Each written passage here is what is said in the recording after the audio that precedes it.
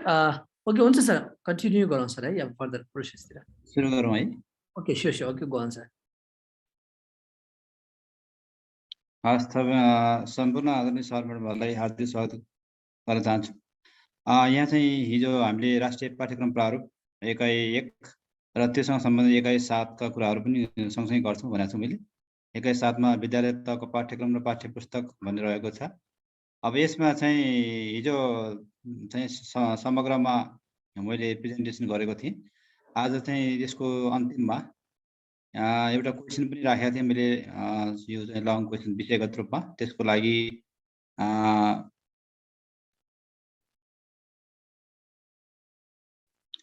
लागि अब जस्तो राष्ट्रिय पाठ्यक्रम प्रारूपमा भएका प्रावधानहरू के छन् भन्ने कुरामा वस्तुगत प्रश्न चाहिँ आउने कुरा अब एकातिर भयो भने विषयगत रूपमा पनि विश्लेषणात्मक प्रश्न पनि आउन सक्ने कुरा भयो।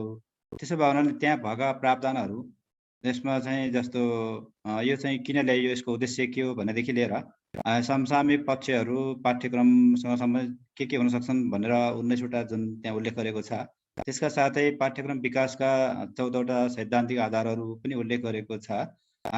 त्यसको साथै विद्यालय तहको पाठ्यक्रम विकास गर्दा मूल्याङ्कनका प्रावधान के हुने भन्ने कुरा, समयावधि के हुन् भन्ने कुरा, पाठ्यक्रमको संरचना ढाँचा के हुन् भन्ने कुरा, विद्यालय शिक्षाको राष्ट्रिय उद्देश्य तहगत सक्षमताहरू के हुन् भन्ने कुरा, र त्यसपछि यो सङ्घ प्रदेश स्थानीय तहको पाठ्यक्रम सम्बन्धी भूमिका के हुन् भन्ने कुरा त त्यहाँ दिएकै छ। तथापि कहिलेकाहीँ अलिक कठिन खालको प्रश्न चाहिँ के सोध्न सक्छ भने राष्ट्रिय पाठ्यक्रम प्रारूपमा भएको कुराहरू तर विद्यालय तहका पाठ्यक्रम विकास गर्दा प्रारम्भिक बाल विकासदेखि कक्षा 12सम्मका पाठ्यक्रम विकास गर्दा यो विकास गर्ने मूल दस्तावेजको रूपमा राष्ट्रिय पाठ्यक्रम प्रारूप रहेको छ भन्ने कुरा त यसमा भयो। कतिपय अवस्थामा राष्ट्रिय पाठ्यक्रम प्रारूपले गरेका जुन प्रावधान व्यवस्थाहरू छ त्यसका अलावा के संशोधन भएर विद्यालय तहका पाठ्यक्रम विकास पनि गर्नुपर्ने अवस्था आएको छ। त्यसमा चाहिँ त्यस्ता यो राष्ट्रिय पाठ्यक्रम प्रारूपमा भएका व्यवस्था तर त्यो व्यवस्था भन्दा पनि अलिक फरक तरिकाले केही कुरा चेन्ज भएर विद्यालय तहका पाठ्यक्रम बनेका छन् अहिले। त्यसमा त्यस्ता कुन पक्षहरू समावेश गरिएका छन् भन्न पनि सक्छ विषयगतमा। यसमा चाहिँ अब त्यो तत्कालै धेरै पटक परिवर्तन गर्नुभन्दा अब यो चाहिँ राष्ट्रिय पाठ्यक्रम प्रारूपलाई हैन के भएको भए, त्यसमा चाहिँ के गरेको भए यो चाहिँ ड्युरेबल लामो समयसम्म यसमा भएका प्रावधानलाई कार्यान्वयन गर्न सकिन्थ्यो भन्ने खालको क्वेसन पनि आउन सक्छ। त्यसै कारण मैले यहाँ धेरै कुराहरू मध्ये बुलेटमा चाहिँ यहाँ त्यस्तो ल्याएको छु। जस्तो राष्ट्रिय पाठ्यक्रम प्रारूप 76 मा भएको तर विद्यालय तहका पाठ्यक्रम कार्यान्वयन गर्दा के संशोधन भएका पक्षहरू पनि छन्, त्यस्ता पक्षहरू के होलान् र राष्ट्रिय पाठ्यक्रम प्रारूपमा जे छ त्यो भएको व्यवस्थालाई नै चाहिँ लामो समयसम्म हैन अब भन्ने त यसले चाहिँ प्रत्येक वर्ष अध्यावधि गर्नुपर्छ भन्ने कुरा छ। यो लिभिङ डकुमेन्ट हो हैन, गतिशील दस्तावेज हो भन्ने कुरा यो राष्ट्रिय पाठ्यक्रम प्रारूप आफैमा, राष्ट्रिय पाठ्यक्रम प्रारूप आफैमा विद्यालय शिक्षालाई निर्दिष्ट दिशा निर्देश गर्ने मूल दस्तावेज, मार्गदर्शक दस्तावेज हो। यो एउटा जीवन्त दस्तावेज लिभिङ डकुमेन्ट हो। समय परिवेश अनुसार यसको परिवर्तन चाहिँ यसमा गरिरहनु पर्छ भन्ने कुरा त यसले उल्लेख गरेको छ। तथापि छोटो समयमा चाहिँ केही परिवर्तन भएका पनि छन्। त्यस कारणले अब त्यस्तो हुन नदिनको लागि अलि लामो समयसम्म ड्युरेबिलिटीको लागि के गर्नु पर्ला भन्ने खालको सुझाव पनि माग्न सक्छ यो विश्लेषणात्मक प्रश्नमा, विषयगत प्रश्नमा। अब त्यो हिसाबले मैले यहाँ मुख्य चाहिँ अब राष्ट्रिय पाठ्यक्रम प्रारूपमा भएको तर अहिले कार्यान्वयनमा आउँदाखेरि केही फरक कुराहरू पनि पक्षहरू पनि छन् भन्ने कुरालाई यहाँ छोटो चाहिँ बुदागत रूपमा ल्याएँ। जस्तो कक्षा 1 को पाठ्यक्रममा प्रारूपमा चाहिँ के छ, प्रारूपमा 6वटा विषय छ हैन, प्रारूपमा 6वटा विषय छ। तर यो राष्ट्रिय पाठ्यक्रम प्रारूप चाहिँ अनुसार बनेको पहिलो पाठ्यक्रम कक्षा 1 को पाठ्यक्रम हो 76 सालमा ल्याएको। त्यो पाठ्यक्रम चाहिँ अलिकति केही चेन्ज भयो हैन।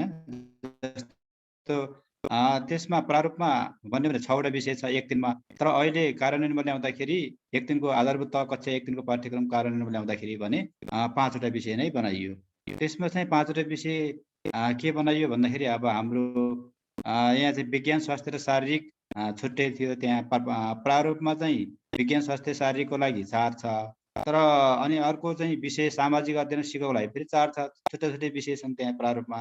तर अहिले एकीकृत पाठ्यक्रम विकास गर्दाखेरि हामीले चाहिँ यो दुईटैलाई मर्ज गरेर विषयको नाम चाहिँ सेरोफेरो भनेर हाम्रो सेरोफेरो भनेर राख्यौँ कक्षा 1 3 मा। यो भनेको चाहिँ प्रारूपमा भएको 6 वटा विषय, तर यहाँ कार्यान्वयनमा ल्याउँदाखेरि 5 वटा विषय भएको भन्ने एउटा बुँदा हो। अर्को बुँदा चाहिँ के भन्छ भने राष्ट्रिय पाठ्यक्रम प्रारूपले साबिकमा जे थियो कक्षा 1 देखि 7 सम्म निरन्तर विद्यार्थी मूल्याङ्कनको प्रावधान त्यही नै कुरा राष्ट्रिय पाठ्यक्रम प्रारूपमा छ। तर अहिले विद्यालय तहको पाठ्यक्रममा चाहिँ विकास गर्दा कक्षा 1 देखि 3 सम्मको पाठ्यक्रम विकास गर्दा निरन्तर विद्यार्थी मूल्याङ्कनको नाम हामीले त्यहाँ लिएका छैनौँ। अहिले त्यहाँ के गरेको छ भने कक्षा 1 देखि 3 सम्मको चाहिँ मूल्याङ्कनमा हामीले सिकाइका लागि मूल्याङ्कन भनेका छौँ। त्यहाँ मूल्याङ्कनको नाम चाहिँ कक्षा 1 देखि 3 सम्म सिकाइका लागि मूल्याङ्कन भन्ने एउटा छ। अर्को चाहिँ सिकाइ उपलब्धिमा आधारित मूल्याङ्कन भन्ने पनि त्यसैमा छ। अब उपलब्धि प्रतिशत निकाल्छौँ होइन, त्यसैको आधारमा विद्यार्थीलाई ग्रेड दिन्छौँ होइन। त्यसो भएको हुनाले यहाँ चाहिँ कक्षा 1 देखि 3 सम्मको पाठ्यक्रममा अहिले भएको मूल्याङ्कन प्रारूपमा भएको भन्दा फरक भयो। अर्को चाहिँ कक्षा 4 देखि 4 र 5 प्रारूपले बोलेको 4 5 मा 50-50 हो। 50 क्यास 50 आवधिक। अनि कक्षा 6 र 7 मा पहिलाको साबिकको जस्तै 40-60 40 चाहिँ क्यास 60 चाहिँ आवधिक भन्ने हो होइन। तर यहाँ चाहिँ कार्यान्वयनमा आउँदाखेरि अहिले फरक भयो। अहिले नयाँ विद्यालय तहको पाठ्यक्रम कक्षा 4 5 78 मा भर्खरै स्वीकृति भयो यो वर्ष। कक्षा 6 7 8 मा 77 सालमा स्वीकृति भयो। त्यो स्वीकृति हुँदाखेरि यहाँ चाहिँ मूल्याङ्कन यो प्रारूपले गरेको प्रावधानको मूल्याङ्कन भन्दा फरक आयो। यसले चाहिँ अब यो यहाँ भएको कुरा विगतमा जस्तै बोलेको छ। तर अहिले चाहिँ हामीले विद्यालय तहको पाठ्यक्रम कार्यान्वयन गर्दा कक्षा 4 देखि 8 सम्म हामीले एकरूपता मूल्याङ्कनमा एकरूपता गर्ने गरी 50% आन्तरिक भार र 50% चाहिँ यो आवधिक अथवा अन्तिम मूल्याङ्कन बाह्य मूल्याङ्कनको रूपमा हामीले त्यसरी छुट्यायौँ। 50% को आन्तरिक भित्र पनि सहभागिता बापत 4, प्रयोगात्मक प्रयोजन कार्य बापत 36, 40 भयो। त्यसपछि त्रैमासिक 10 गरेर 50 त्यसरी टुक्रिएको अवस्था छ। तर त्यो कुरा चाहिँ यहाँ प्रारूपमा बोलेको छैन, बोल्दैन। प्रारूपमा चाहिँ के भन्छ कक्षा 4 र 5 मा 50-50 क्यास र आवधिक, 6 7 मा 60-40 भनेको छ। त्यो हिसाबले त्योभन्दा अलिक फरक हुने गरी अहिलेको पाठ्यक्रम विकास भएको छ। अनि कक्षा 6 8 मा पाठ्यक्रम प्रारूपमा 6 8 को पाठ्यक्रममा सृजनात्मक कला भन्ने छैन।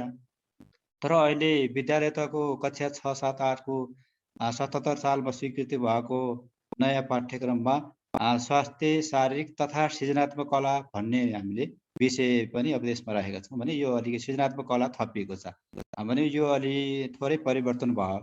अर्को कक्षा 11 12 को प्रारूपले बोलेको कुरा के हो भन्दाखेरि सामाजिक अध्ययन कक्षा 11 मा, जीवनोपयोगी शिक्षा कक्षा 12 मा, पाठ्य घण्टा 5 भनेर त्यसरी राखेको थियो नि। तर यो अहिले कार्यान्वयनमा आउँदाखेरि के आयो फेरि कार्यान्वयनमा आउँदाखेरि सामाजिक अध्ययन तथा जीवनोपयोगी शिक्षालाई एउटै विषयको रूपमा कायम गरियो र कक्षा 11 र 12 मा दुवैमा 5-5 पाठ्य घण्टाको बनाइयो। यो भनेको चाहिँ प्रारूपभन्दा फरक भयो। अनि अर्को चाहिँ यो गणितलाई चाहिँ सामाजिक अध्ययन तथा जीवनोपयोगी शिक्षाको सट्टामा गणित पनि विषय पढ्न पाउने भन्ने कुरा चाहिँ अब यहाँ उसमा प्रारूपमा त छैन। तर अब यसमा चाहिँ अब यो विद्यालय तहको पाठ्यक्रम कार्यान्वयन गर्दा माध्यमिक तहको 11 12 को चाहिँ फाइनल गर्दाखेरि सामाजिक अध्ययन तथा जीवनोपयोगी शिक्षाको सट्टामा गणित विषय लिँदा पनि पाउने भन्ने व्यवस्था भयो। यो भनेको प्रारूपभन्दा भिन्न हो। अर्को चाहिँ कक्षा 11 र 12 मा ऐच्छिक विषयमा फेरि पुनर्सङ्गठन गरियो। अहिले ऐच्छिक चाहिँ 4वटा समूह बनाइएको थियो। Group A, group B, group C, group D होइन, क ख ग घ 4वटा समूह बनाइएको थियो। त्यो 4वटा समूहमा विषयहरू चाहिँ राखिएको थियो। तर पछि यो चाहिँ मिलान गर्ने क्रममा विषयहरूको पुनर्सङ्गठन गर्ने क्रममा केही विषयहरू चाहिँ यो हेरफेर गरिएको अवस्था छ। उदाहरणको लागि मात्रै मैले के भन्यो भने ग्रुप ए होइन समूह क मा स्वास्थ्य शारीरिक थियो, त्यसलाई समूह चाहिँ हाम्रो 4 मा घ मा लग्यो। त्यही कम्प्युटर विज्ञान अर्को ग्रुपमा थियो, यहाँ 4औं ग्रुपमा राख्यो। भने अब यस्ता विषयहरू लाई अब त्यस्तै गरी हाम्रो अरू कलाका विषयहरू पनि त्यसै परिवर्तन भएको ग्रुप चाहिँ परिवर्तन भएको अवस्था छ। त्यसकारणले यो पाठ्यक्रम प्रारूपभन्दा अलि फरक तरिकाले यहाँ चाहिँ आएको विषयवस्तुहरू यिनीहरू भए। त्यसपछि अब यो पाठ्यक्रम प्रारूपमा आउँदै कार्यान्वयन गर्दा गर्दै तत्कालै यो धेरै परिवर्तन गर्नु पर्यो। यो धेरै परिवर्तन तत्कालै गर्नुभन्दा अब यहाँ चाहिँ यसलाई अलिकति ड्युरेबल दिनको लागि के गर्नु पर्थ्यो त, प्रारूप विकास गर्दा के गर्नु पर्थ्यो भन्ने सुझाव चाहिँ माग्न सक्छ। अब त्यसको लागि मैले कम्तीमा 5 वटा बुँदा, हाम्रो त 10 मार्क्सको आउँछ। अब त्यो हिसाबले हामीले कम्तीमा हरेकमा 5-5 बुँदा त हामी सम्झिनु पर्ने हुन्छ भन्ने हिसाबले मेरो आफ्नो चाहिँ अब त्यसमा काम गर्दाको अभ्यास गर्दाको चाहिँ अब अनुभवको आधारमा मैले यति बुँदाहरू बनाएँ। त्यसलाई चाहिँ ड्युरेबल बनाउनको लागि हामीले के गर्नु पर्थ्यो भने पाठ्यक्रम प्रारूप जुन विकास गरियो नि, त्यो विकास गर्दा अलि सरकारवालाको व्यापक सहभागिता कम भयो कि। सबै सरकारवालाको व्यापक सहभागिता भएको भए अलिक त्रुटि कम हुन्थ्यो कि। अलिक धेरै संशोधन गर्नुपर्ने थिएन कि विद्यालय तहको पाठ्यक्रम विकास गर्दा। अर्को चाहिँ प्रारूपको नमुना मस्यौदा बनाइएको थियो नि, 75 सालमा बनाइएको थियो। त्यो छलफल गर्दाखेरि अलि तल्लो तहसम्म ग्रासरुट लेभलसम्म पुगेर छलफल यसमा अलिक कम भयो। त्यो छलफल गरेर अन्तिमकरण गर्नुपर्ने थियो, अलिक कम भयो कि। अनि विषय क्षेत्रगत रूपमा यो विज्ञ हामीले त यो राष्ट्रिय पाठ्यक्रम प्रारूप बनाउँदाखेरि विषयगत रूपमा त 7 वटा थिम बनाइएको थियो हैन। एउटा चाहिँ शिक्षाको राष्ट्रिय हैन नीतिको कुरा के अरे हाम्रो विशेष गरी भिजन बनाउने, राष्ट्रिय उद्देश्य तयार गर्ने, सक्षमता तयार गर्ने एउटा टिम थियो। त्यस्तै अर्को टिम भनेको चाहिँ यो कक्षा 1 प्रारम्भिक बाल विद्यार्थी कक्षा 3 सम्मको हैन, यो चाहिँ अर्को टिम थियो त्यो बनाउने। अर्को टिम भनेको चाहिँ सिकाइ सहजीकरण प्रक्रिया, विद्यार्थीको मूल्याङ्कन प्रमाणीकरणका सम्बन्धी कुराहरू लेख्ने अर्को टिम थियो। अनि अर्को टिममा चाहिँ कक्षा के अरे हाम्रो साधारण धारको पाठ्यक्रम ढाँचा, अर्को टिममा संस्कृत धारको पाठ्यक्रम, अर्को टिममा प्राविधिक व्यवसाय धारको पाठ्यक्रम है। अनि अब यस्ता टिमहरू 7 वटा टिममा त काम गरियो, तर अझै पनि त्यो विषयसँग सम्बन्धित अलि विज्ञहरूको अलि व्यापक सहभागिता गराएर छलफल गरेको भए सायद अहिले त धेरै कुराहरू सच्याउनु पर्ने थिएन। धेरै कुराहरू पाठ्यक्रम प्रारूपभन्दा भिन्न भएर अहिले विद्यालय तहको पाठ्यक्रम विकास गर्नुपर्ने त्यस्तो हुने थिएन। अर्को चाहिँ अर्को कुरा के हो भने विद्यालय तहको पाठ्यक्रम र उतातिर विश्वविद्यालयमा पढाइने विषयहरू बिचमा पनि कतिपय चाहिँ व्यापक रूपमा छलफल नहुँदा हैन, पढाइने विषयहरू बिचमा सम्बन्धित सरकारवाला बिचमा छलफल व्यापक नहुँदा कतिपय विषयहरू चाहिँ अब त्यो तल्लो कक्षामा पढेपछि माथिल्लो कक्षामा त्यसको के हुने लिङ्केज हैन, त्यो भन्ने कुरा पनि पछि अन्यलमा हैन, अन्यल त थाहेको थियो। त्यसलाई पनि समाधान गर्ने गरी व्यापक छलफल गर्नुपर्ने थियो भन्ने एउटा सुझाव। अर्को चाहिँ यो विषयगत रूपमा तय गरिने पाठ्यघण्टा र कार्यघण्टामा पनि केही विवाद आएको अवस्थामा, गडबड भएको अवस्थामा यो अन्तर्राष्ट्रिय अभ्यास र नेपालको अभ्यास बिच तालमेल मिलाएर विषयगत पाठ्यघण्टा चाहिँ कायम गरिएको भए सायद अलि कम चाहिँ अब कम गुनासो आउँथ्यो, कम त्रुटि हुन्थ्यो भन्ने कुरा यो एउटा सुझावको रूपमा चाहिँ मैले यहाँ चाहिँ यो बुँदाहरू तयार गरेँ।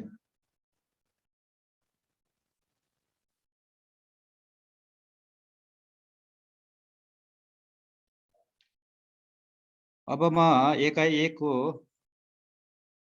एकाएकै हाम्रो स्थानीय पाठ्यक्रम तथा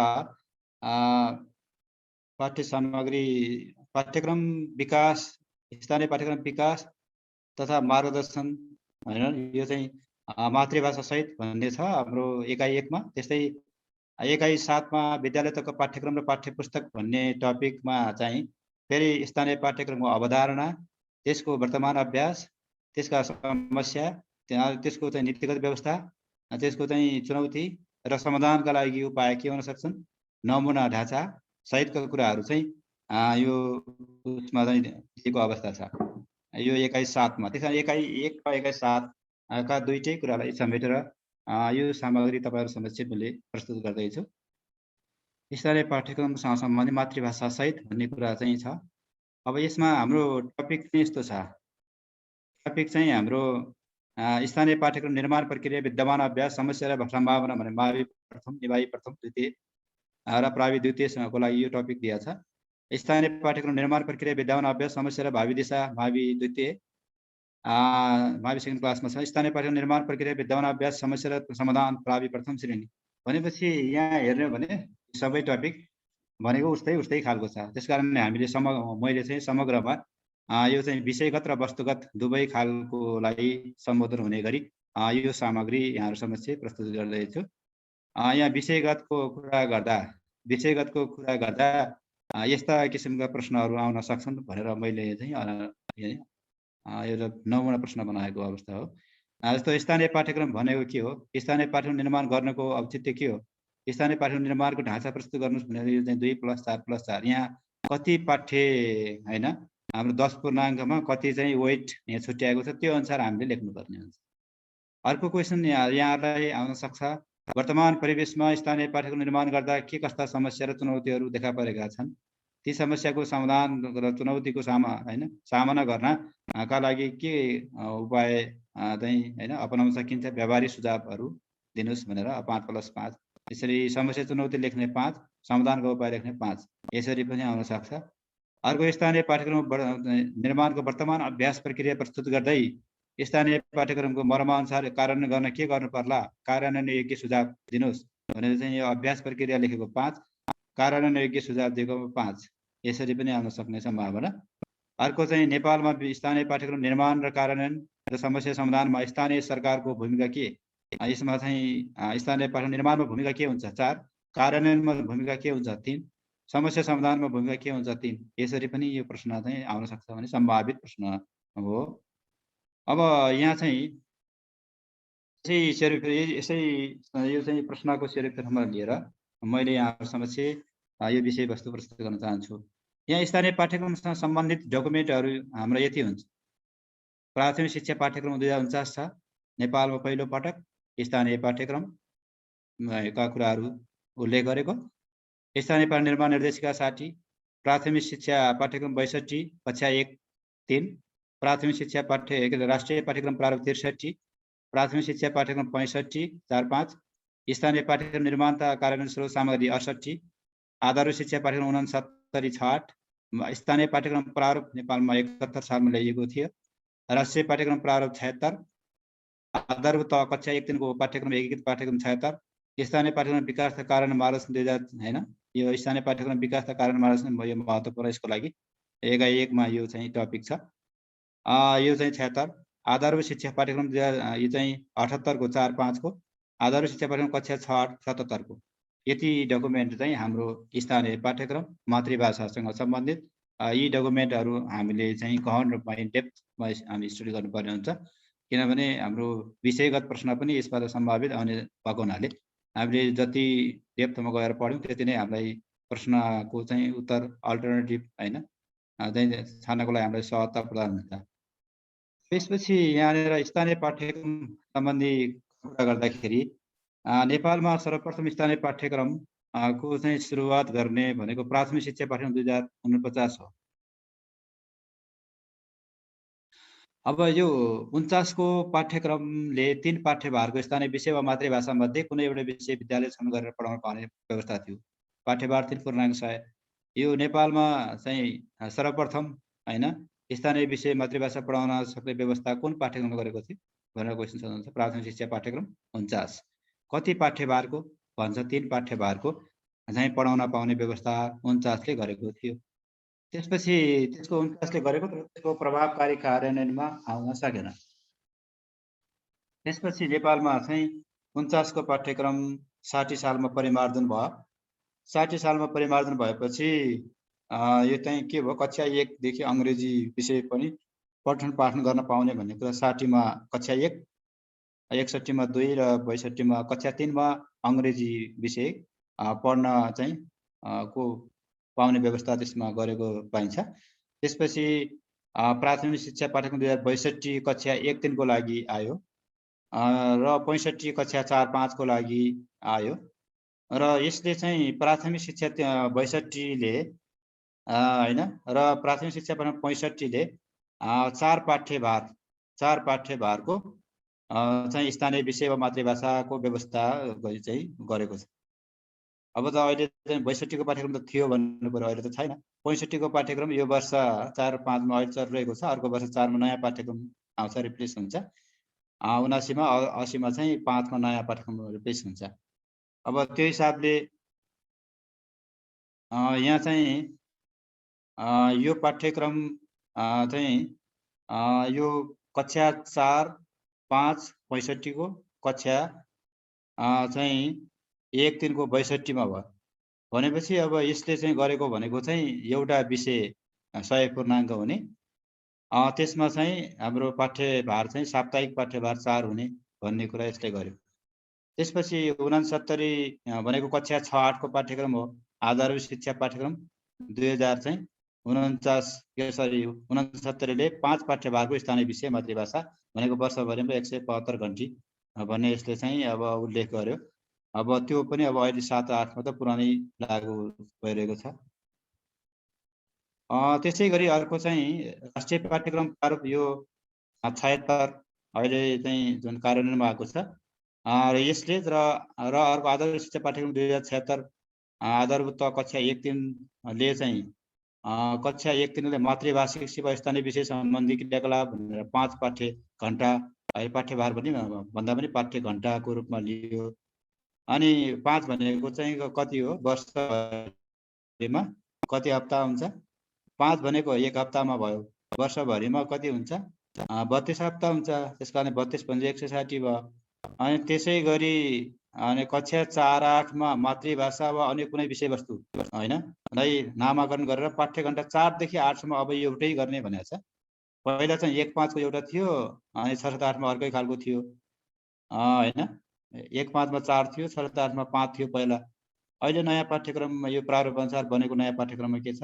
1, 3 मा पाठ्य घण्टा 5 र 4 देखि 8 सम्म पाठ्य घण्टा 4। र 4 भनेको 32 जग्गा 128 घण्टा। त्यसरी चाहिँ उल्लेख गरेको पाइन्छ हैन।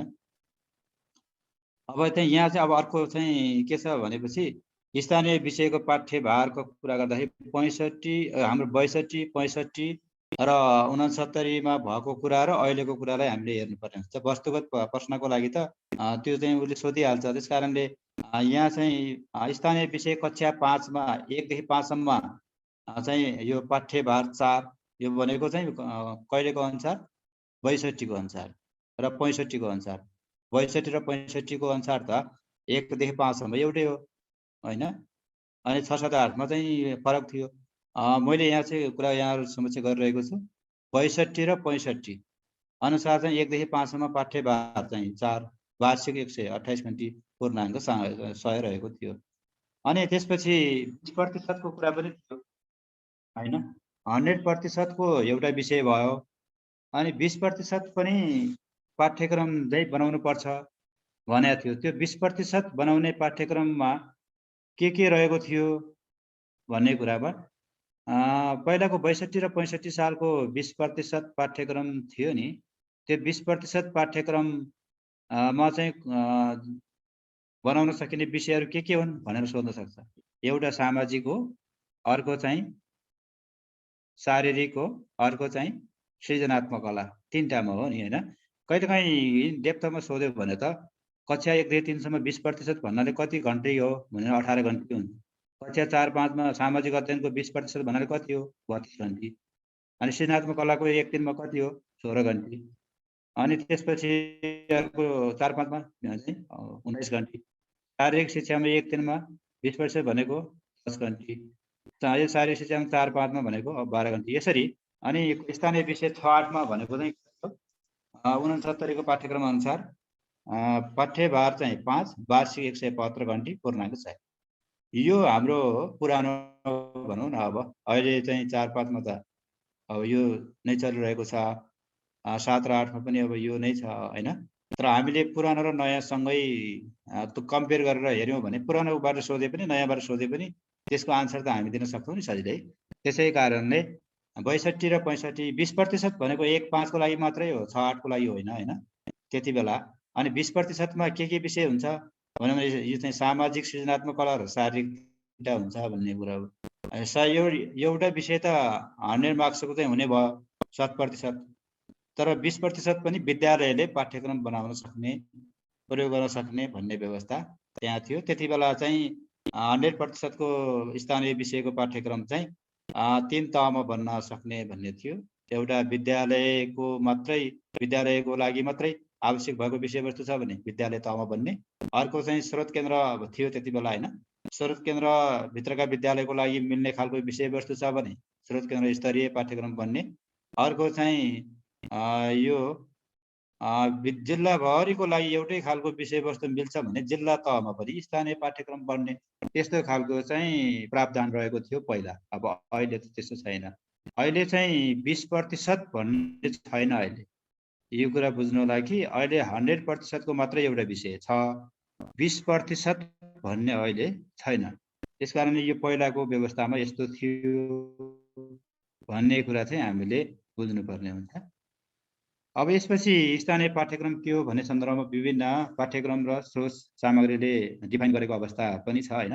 स्थानीय सरकारवालाको सहभागितामा स्थानीय आवश्यकता अनुसार विषयवस्तु समावेश गरेर निर्माण हुने कार्यान्वयन हुने पाठ्यक्रममा स्थानीय पाठ्यक्रम भनिन्छ भनेर प्राथमिक शिक्षा पाठ्यक्रम 62ले राखेको छ, उल्लेख गर्यो थियो। त्यसले चाहिँ प्राथमिक शिक्षा पाठ्यक्रमको पछाडि अनुसूचीमा यो स्थानीय पाठ्यक्रम भनेको के हो, यो कसरी बनाइन्छ, यसको सम्भावित क्षेत्र के हुन्, अनि यसको चाहिँ चरणहरू के हुन्, यसमा कसरी बन्छ, कुन तहमा कसरी बन्छ, कसरी स्वीकृति गर्ने भन्ने कुरा पछाडिको अनुसूचीमा यहाँ त दिएको छ। अर्को भनेको स्रोत सामग्री 68 बनाएको थियो, त्यसले पनि स्थानीय सरकारहरूको आवश्यकता चाहना र उनीहरूकै सहभागितामा स्थानीय विषयवस्तुलाई समेटेर तयार गरेको पाठ्यक्रम हो भनेको छ। राष्ट्रिय पाठ्यक्रम प्रारूप 76ले पनि स्थानीय पाठ्यक्रम भन्नाले स्थानीय सरकारवालाले आवश्यक ठानेको विषयवस्तुलाई उहाँहरूकै विज्ञता र सक्रियतामा यथाशक्य कम लागतमा तयार गरेको पाठ्यक्रम भनेर यो चाहिँ 76को प्रारूपले पनि डिफाइन गरेको अवस्था छ। अब यहाँ हेर्नुभयो भने हाम्रो यो त हामी पछि डिटेलमा पाठ्यक्रम हेर्दाखेरि हेर्छौँ, तथापि यहाँ कक्षा 1-3 को नयाँ पाठ्यक्रम एकीकृत पाठ्यक्रम भन्छौँ, त्यसमा चाहिँ मातृभाषा, मातृभाषिक सिप तथा स्थानीय विषयवस्तु सम्बन्धी क्रियाकलाप भनेको छ। त्यसको लागि हाम्रो साप्ताहिक पाठ्यघण्टा कति हो? 5। अहिलेको नयाँ 1-3 को पाठ्यक्रम अनुसार र पाठ्यक्रम प्रारूपमा पनि यही छ र अहिले 1-3 को पाठ्यक्रममा पनि यही छ। भनेको चाहिँ मातृभाषा र स्थानीय विषयको लागि 5 दिएको छ, पहिला कति थियो? 4 थियो। अब त्यसपछि कक्षा 1-3 सम्मको लागि यो प्रारूपले बोलेको कुरा चाहिँ स्थानीय विषय अन्तर्गत के कुरा राख्ने भन्ने मातृभाषा हुनसक्छ, स्थानीय ज्ञान सिप हुनसक्छ, प्रविधिमा आधारित विषयवस्तुसँग सम्बन्धित क्रियाकलाप हुनसक्छ, सृजनात्मक सिपसँग सम्बन्धित क्रियाकलाप हुनसक्छ र स्थानीय विषयको पाठ्यक्रम सम्बन्धी विद्यालयले स्थानीय विज्ञ अभिभावक स्थानीय तहको सहयोग समन्वय विकास गर्न सक्छ। सांस्कृतिक गुरु बिहार मद्रसा शिक्षा पद्धतिका लागि नेपाली चाहिँ र सामाजिक विषय बाहेकका अन्य विषयहरू पनि यसमा समानुकूल गर्न सकिन्छ भन्ने कुरा उल्लेख गरेको छ। अब कक्षा 4-5मा हेर्नुभयो भने अहिलेको नयाँ पाठ्यक्रमले के भनेको छ, प्रारूपले पनि त्यही भन्यो। यहाँ चाहिँ नयाँ पाठ्यक्रम अहिले 4-5को भर्खरै स्वीकृति भयो वर्ष, त्यसले पनि मातृभाषा र स्थानीय विषयको लागि कति पाठ्यघण्टा? 4 पाठ्यघण्टा र वार्षिक कति? यो चाहिँ हप्तामा 4 भनेपछि वर्षभरिमा 32 हप्ता भयो, 32 को 128 घण्टा। यसरी चाहिँ यो विकास गरेको विकास गर्नुपर्छ भन्ने कुरा उल्लेख गरेको छ यसले। अब यसमा पनि स्थानीय विषय अन्तर्गत मातृभाषा, स्थानीय ज्ञान सिप, कला,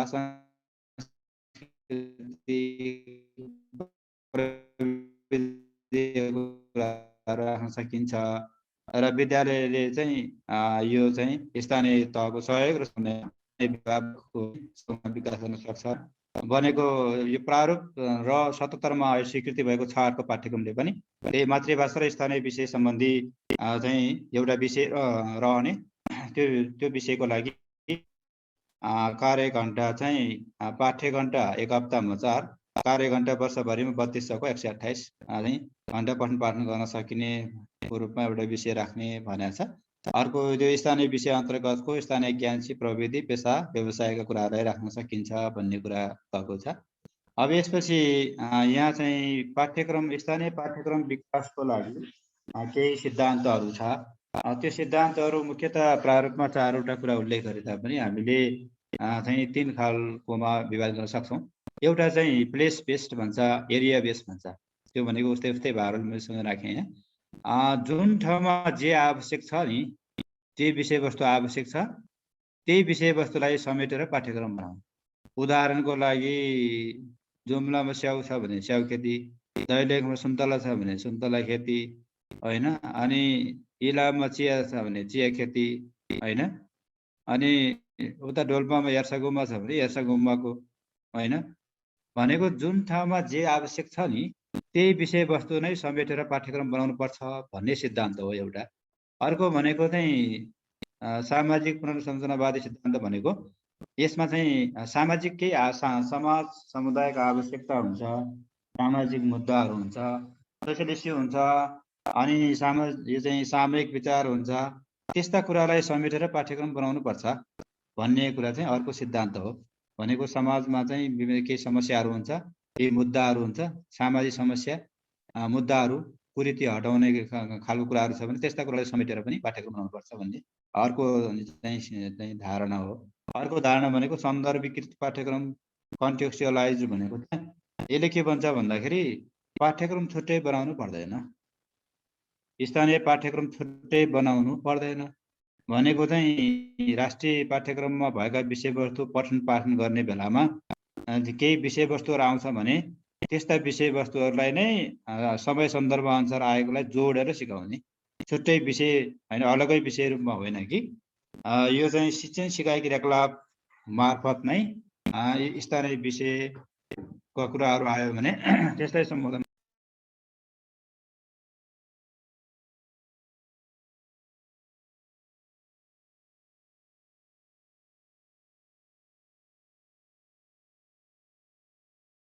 त्यसलाई पर्छ भन्ने यसको आशय।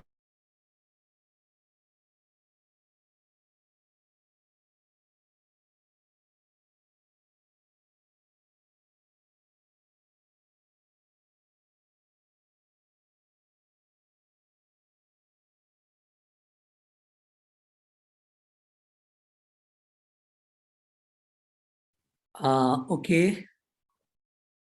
युवराज सर, त्यहाँकै सहभागिता योग्यता हुनु पर्यो होइन। Hello Yuvraj sir, little bit network issue आइरहेछ, त्यो गर्नु होला नि फेरि। Okay go on sir. Okay okay sir. यो आवाज अड्केर आएको छ? आएको छ सर, आएको छ, अलि इन्टरप्ट भइरहेछ, बाँकी सब ठिक छ sir. Okay go on sir. ए ल ल हुन्छ ल। अब यो चाहिँ स्थानीय पाठ्यक्रमको चाहिँ यसको मान्यता के हो भन्ने कुरा चाहिँ अब कहिलेकाहीँ अब यो चाहिँ किन यो स्थानीय पाठ्यक्रम भयो भने के हुन्छ त भन्ने कुरा पनि हुनसक्छ, यसको मान्यताहरू के हुन् भनेर। अब यदि स्थानीय पाठ्यक्रम हामीले बनायौँ भने के हुन्छ त, हामीलाई बनायौँ भने स्थानीय आवश्यकता के हुन्, स्थानीय विशेषता के हुन्, तिनीहरू सम्बोधन हुन पाए भनेपछि यहाँ चाहिँ स्थानीय भौतिक होइन, त्यहाँको स्रोत साधन, मानवीय स्रोत साधनको अधिकतम उपयोग हुने भयो। अनि पाठ्यक्रमप्रति सरकारवाला पनि हामीले चाहिँ हाम्रो पाठ्यक्रम हो, हाम्रो आवश्यकता, हाम्रो विषयवस्तु चाहिँ सम्बोधन हुने पाठ्यक्रम हो भनेपछि हाम्रो भनेपछि अपनत्वको भाव, ओनरसिपको चाहिँ भावना विकास हुने भयो।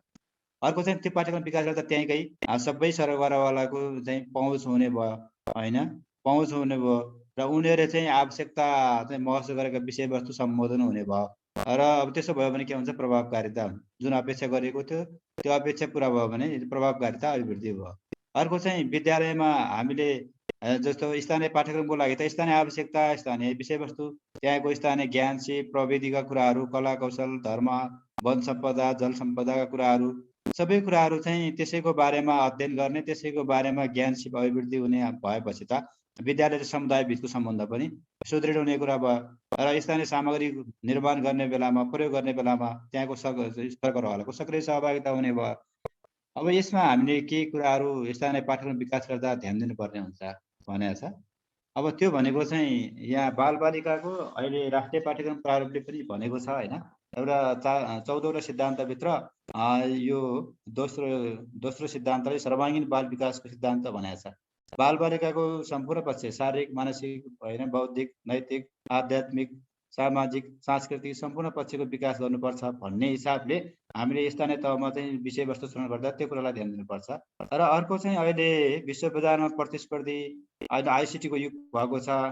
अब त्यसै गरी चाहिँ आइसिटीको युगमा त्योसँग सम्बन्धित ज्ञान भएका समूहमा काम गर्न सक्ने, हरेक विविधताहरू डाइभर्सिटी हुन्छ हाम्रो, त्यो डाइभर्सिटीलाई सम्मान गर्न सक्ने, व्यक्तिको सिप भएको जनशक्ति तयार गर्ने तर्फ चाहिँ हामीले पाठ्यक्रम बनाउँदाखेरि त्यो कुरालाई ध्यान दिनुपर्छ भन्ने कुरा।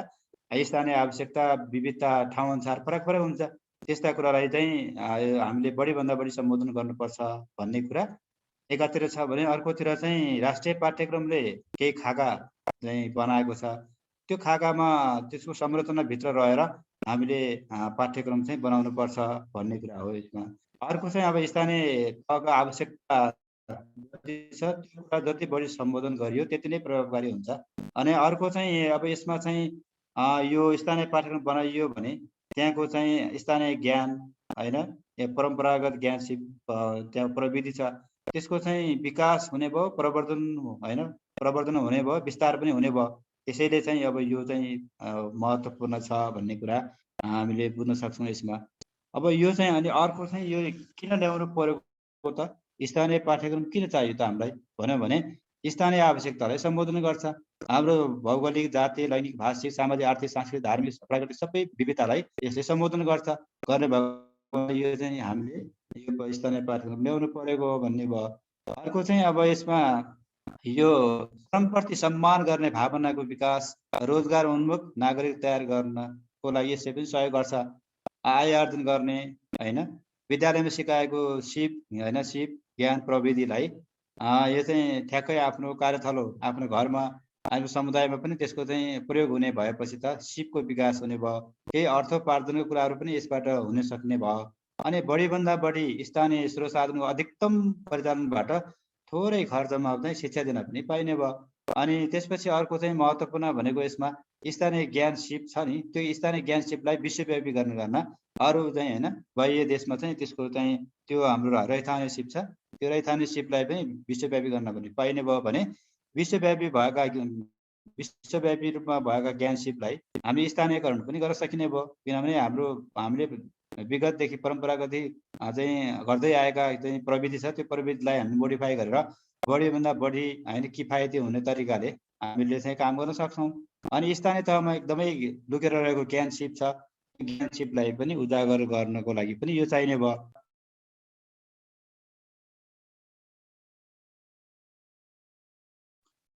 अब अर्को महत्त्वपूर्ण पाठो भनेको चाहिँ हाम्रो अहिले कक्षा 6, 7, 8मा पेसा व्यवसाय प्रविधि अनि कम्प्युटर विषय चाहिँ यसमा चाहिँ अब अहिले त छैन हैन, त्यो चाहिँ हटेको चाहिँ होइन। फेरि अहिले पेसा व्यवसायलाई चाहिँ हामीले यो चाहिँ स्थानीय विषयमा राखेको हो, अनि प्रविधिलाई चाहिँ विज्ञानमा राखेको छ। त्यसो भएको हुनाले यहाँ चाहिँ यो स्थानीय पेसा व्यवसाय त्यहाँ कृषिको कुरा होला, माछा पालन होला, कुखुरा पालन होला, बङ्गुर पालन होला, गाई पालन होला, भैँसी पालन होला, अनि त्यसै कुखुरा पालन होला, अरू चाहिँ अब त्यो बाहेकको चाहिँ विभिन्न तरकारी खेतीहरू होला, अन्न बालीहरू होला हैन, तरकारी अब जुन चाहिँ अन्न के अरे नगदे बालीहरू पनि होला भनेपछि त्यहाँको जे आवश्यकता छ त्यहाँका चाहिँ खेती गरिएका कुराहरू पेसा व्यवसाय जति पनि छ ती कुरालाई पनि सम्बोधन गरेर हामीले त्यो विषयवस्तुलाई यहाँ राख्न सक्ने भयौँ। त्यसै कारणले यसको औचित्य छ भन्ने कुरा हो।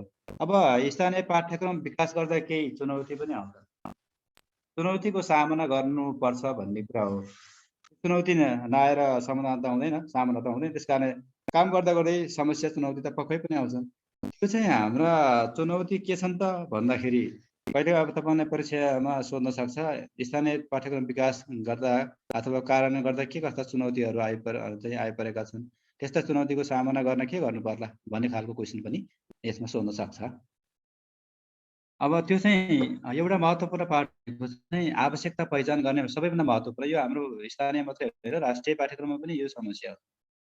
आवश्यकता पहिचान सरकारवालाको व्यापक सहभागिता बनाएर हामीले चाहिँ के चाहेको हो, हामीलाई के चाहिएको भन्ने कुरा चाहिँ सबैले चाहिँ हैन मनन गरेर यो चाहिन्छ यहाँको यो क्षेत्रको विकासको लागि भन्ने कुरा सबैले आफ्नो आफ्नो ठाउँबाट, एउटा पालिका छ भने हरेक वडामा रहेका चाहिँ हैन त्यहाँको चाहिँ पेसा व्यवसाय प्रविधि अथवा त्यहाँको आवश्यकता के छ, विषयवस्तु के छ, सबै केलाएर हामीले पाठ्यक्रम बनाउनु पर्ने हुन्छ। त्यो पहिचान गर्ने एउटा पद्धति, एउटा संयन्त्र विकास गर्नुपर्छ। स्थानीय तहमा त अहिले त्यो अब त्यसको लागि छुट्टै संयन्त्र छैन, त्यो संयन्त्र हामीले भयो भने त काम गर्न सजिलो हुन्छ नि फेरि। त्यसकारण त्यो संयन्त्र विकास गर्न चुनौती छ, अहिलेसम्म छैन।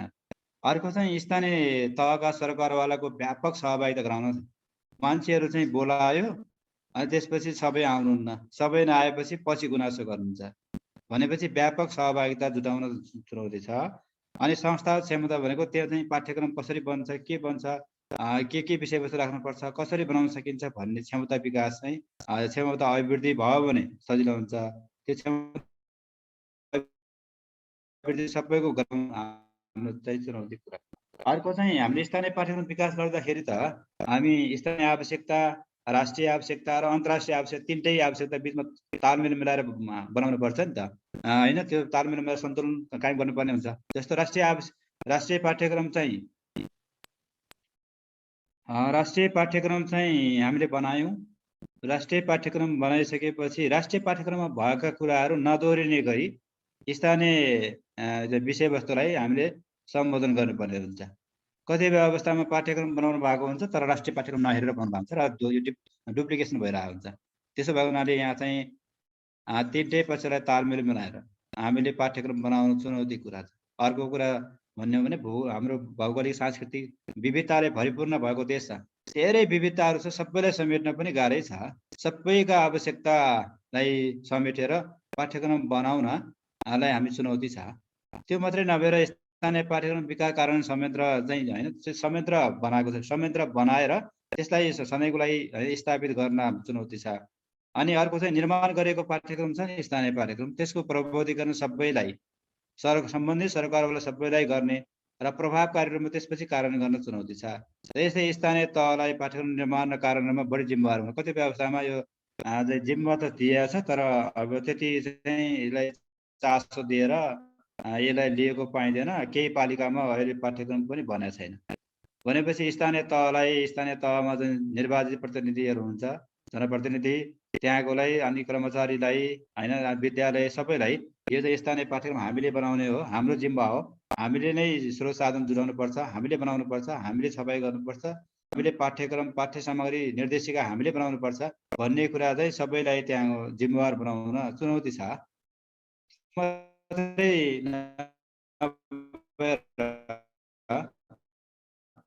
यो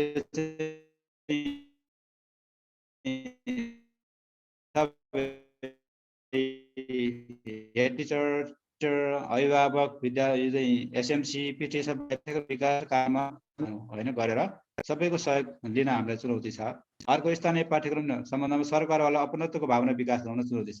यो हाम्रो लागि हो, हामीले बनाउनु पर्छ, हामीले सहयोग गर्नुपर्छ भन्ने कुरा चाहिँ त्यो भावना जगाउन हामीलाई चुनौती चाहिँ छ। अनि अर्को स्थानीय आवश्यकताका विषय शिक्षण गर्ने जनशक्ति भनेको स्थानीय पाठ्यक्रम त बनाइयो तर त्यो चाहिँ पठन पाठन गर्ने जनशक्ति कहिलेकाहीँ विद्यालयमा का शिक्षकले मात्रै पठन पाठन गर्न नसक्ने खालको विषयवस्तु पनि हुनसक्छ। त्यसको लागि स्रोत व्यक्तिको व्यवस्थापन गर्नुपर्ने हुन्छ अथवा छुट्टै शिक्षकको व्यवस्थापन पनि अब स्थानीय तहबाट विद्यालय अथवा पालिकाले गर्नुपर्ने हुन्छ। त्यो पनि चुनौती नै छ। अनि अर्को चाहिँ स्थानीय पाठ्यक्रम पाठ्य सामग्री तयार गर्नको लागि आवश्यक पर्ने दक्ष जनशक्तिको खोजी गर्ने र परिचालन गर्ने पनि हामीसँग चुनौती नै छ। त्यसो भए यहाँ चाहिँ के समाधान चाहिँ चुनौती मात्रै छन् त, समस्याहरू मात्रै छन् त, के समाधानका उपाय छैनन् त? त्यो पक्कै पनि होइन, समाधानका उपाय पक्कै पनि छ। यसले हामीले समाधान गर्न के गर्न सकिन्छ भन्ने कुरालाई हामीले बुदागत रूपमा हामीले कम्तीमा 5वटा बुदा लिएर त्यो भित्र सब पोइन्ट पनि बनाउन सक्छौँ। जस्तो मैले यहाँ बनाएँ, एउटा चाहिँ उपाय भनेको भावी कार्यदिशा, चुनौतीको सामना गर्ने तरिका, समस्याको समाधान गर्ने तरिकालाई मैले यहाँ चाहिँ विशेष गरी बुदागत रूपमा यहाँ चाहिँ प्रस्तुत गर्न चाहन्छु। एउटा कुरा चाहिँ हाम्रो चाहिँ क्षमता विकास सबैभन्दा महत्त्वपूर्ण पाठ हो। त्यो भनेको स्थानीय पाठ्यक्रम विकास गर्न त अब कतै बजेट गएको हुन्छ, बजेट गएको छ तर कसरी बनाउने, अब यहाँ चाहिँ के हो, कसरी बनाउने आइडिया नै भएन भनेपछि हाम्रो काम के हो त? त्यो समस्याको समाधान गर्ने काम भनेको क्षमता विकास। त्यो क्षमता विकासको लागि स्थानीय सरकारले चाहिँ अथवा स्थानीय सरकारको पहलमा सबै प्रदेशमा शिक्षा तालिम केन्द्र छ, अनि सङ्घीय तहमा हाम्रो शिक्षा तथा मानव संसाधन विकास केन्द्र छ, त्यस्तै गरी पाठ्यक्रम विकास केन्द्र छ, अनि प्रदेशमा फेरि अर्को शिक्षा विकास मन्त्रालय पनि छ हैन, सामाजिक विकास मन्त्रालय पनि छ। सामाजिक विकास मन्त्रालयले विकास निर्देशालयले शिक्षा तालिम दिनले सहयोग गर्ने भन्ने कुरा पनि छ। त्यस कारणले यो सबैको सहयोग लिएर त्यो समय कसरी बनाउन सकिन्छ स्थानीय पाठ्यक्रम भन्नको लागि अब हामीले तालिम चलाउने, ओरिएन्टेसन प्रोग्राम राख्ने, अनि पाठ्य सामग्री विकास पनि कसरी गर्न सकिन्छ, एउटा पाठ्यक्रमको ओरिएन्टेसन तालिम। अर्को चाहिँ कतिपय अवस्थामा पाठ्यक्रम बन्यो तर पाठ्य सामग्री बनेन। पाठ्य सामग्री भनेको चाहिँ शिक्षक स्रोत सामग्री पनि हो, शिक्षक निर्देशिका पनि हो, पाठ्य पुस्तक पनि हो। त्यसो भए हुनाले हामीले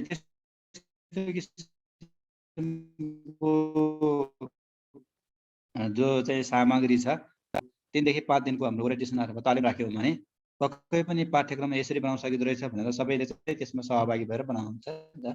अब त्यसो भएको हुनाले अब हामी पाठ्यक्रम एउटा बनाउनको लागि पनि तालिम चाहियो, पाठ्य सामग्री र पाठ्यक्रम बनिसकेपछि कसरी चाहिँ कार्यान्वयन गर्ने भन्ने सम्बन्धमा शिक्षकको क्षमता विकासको कार्यक्रम पनि सञ्चालन गर्नु पर्यो। अब यो भएपछि समाधान हुन्छ। अर्को भनेको चाहिँ अर्थपूर्ण सहभागिता र बहस, यो चाहिँ चलाउनु पर्यो। भनेको स्थानीय तहमा चाहिँ जति पनि हुन्छ सरकारवाला, सबै सरकारवालालाई बढीभन्दा बढी सहभागिता गराउनु पर्यो। त्यहाँ चाहिँ विद्यार्थी, अभिभावक, शिक्षकहरू, हेड टिचर, एसएमसी, पिटिए, स्थानीय तहका जनप्रतिनिधि, राजनीतिक दलका प्रतिनिधिहरू, होइन, स्थानीय चाहिँ समाजसेवी, नागरिक समाज, विभिन्न चाहिँ सङ्घ संस्थामा काम गर्ने सङ्घ संस्थाहरू, होइन, यो थुप्रै त्यहाँ सरकारवाला हुनुहुन्छ, सबैको सहभागिता होइन जुटाएर व्यापक रूपमा छलफल गरियो भने पक्कै पनि यो पाठ्यक्रम बनाउनको लागि सहजता प्रदान गर्छ। पहिचान, विषयवस्तुको पहिचान गर्न पनि सजिलो हुन्छ र स्थानीय पाठ्यक्रम निर्माणमा स्थानीय विज्ञ अनि स्थानीय शिक्षकहरूको सहभागिता, पाठ्यक्रम विज्ञको सहभागिता यसको लागि गराउन सकिन्छ। निर्मित पाठ्यक्रमको कार्यान्वयनको लागि पनि फेरि स्थानीय विज्ञलाई पनि स्रोत व्यक्तिको रूपमा प्रयोग गर्न सकिन्छ। अर्को उपाय भनेको चाहिँ स्थानीय पाठ्यक्रम निर्माण र कार्यान्वयनमा सहयोग जुटाउने। अब यसको लागि अब धेरै खर्च पनि लाग्ने कुराहरू पनि हुन्छ। त्यसको लागि हामीले स्थानीय पाठ्यक्रम राष्ट्रिय पाठ्यक्रम अन्तर सम्बन्ध गर्ने र अन्तर्राष्ट्रिय सन्दर्भसँग जोड्ने गरी पाठ्यक्रम निर्माण गर्नका लागि सबै पक्षको सकारात्मक रचनात्मक सहयोग जुटाउनु पर्यो, पहिलो काम। अर्को चाहिँ स्थानीय पाठ्यक्रम निर्माणको लागि सङ्घ र प्रदेशबाट प्राविधिक सहयोगको वातावरण सृजना गर्नु पर्यो।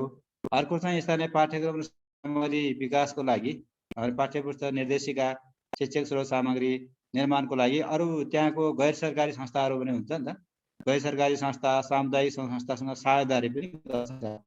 यसरी साझेदारी गरियो भने सहयोग जुटाउन सक्छ, आर्थिकको समस्या पनि समाधान हुन्छ। यतातिर प्राज्ञिकमा टेक्निकल सपोर्टको चाहिँ आएको समस्याको समाधान पनि हुन्छ। अर्को भनेको यसमा चाहिँ स्थानीय पाठ्यक्रम र पाठ्य सामग्री निर्देशिका विकास गर्नु। जस्तो अहिले हाम्रो राष्ट्रिय स्तरमा चाहिँ एउटा छ नि निर्देशिका, विद्यालय तहको पाठ्यक्रम र पाठ्य सामग्री विकास, होइन, तथा विकास तथा कार्यान्वयन तथा वितरण निर्देशिका भन्ने 76 छ नि।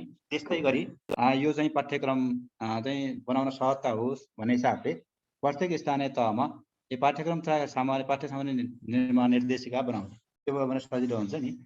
त्यसमा कसको भूमिका के भन्ने कुरा पनि फिक्स हुन्छ, कसरी बनाउने पाठ्यक्रम भन्ने कुरा पनि फिक्स हुन्छ, होइन। अब त्यो भयो भने अहिले हाम्रो जस्तो राष्ट्रिय स्तरमा हाम्रो निर्देशिका छ 76, त्यसले गर्दाखेरि विद्यालय तहका पाठ्यक्रम बनाउन हामीलाई सजिलो भएको छ। त्यसै गरी स्थानीय तहमा चाहिँ बनाइयो भने सजिलो हुन्छ।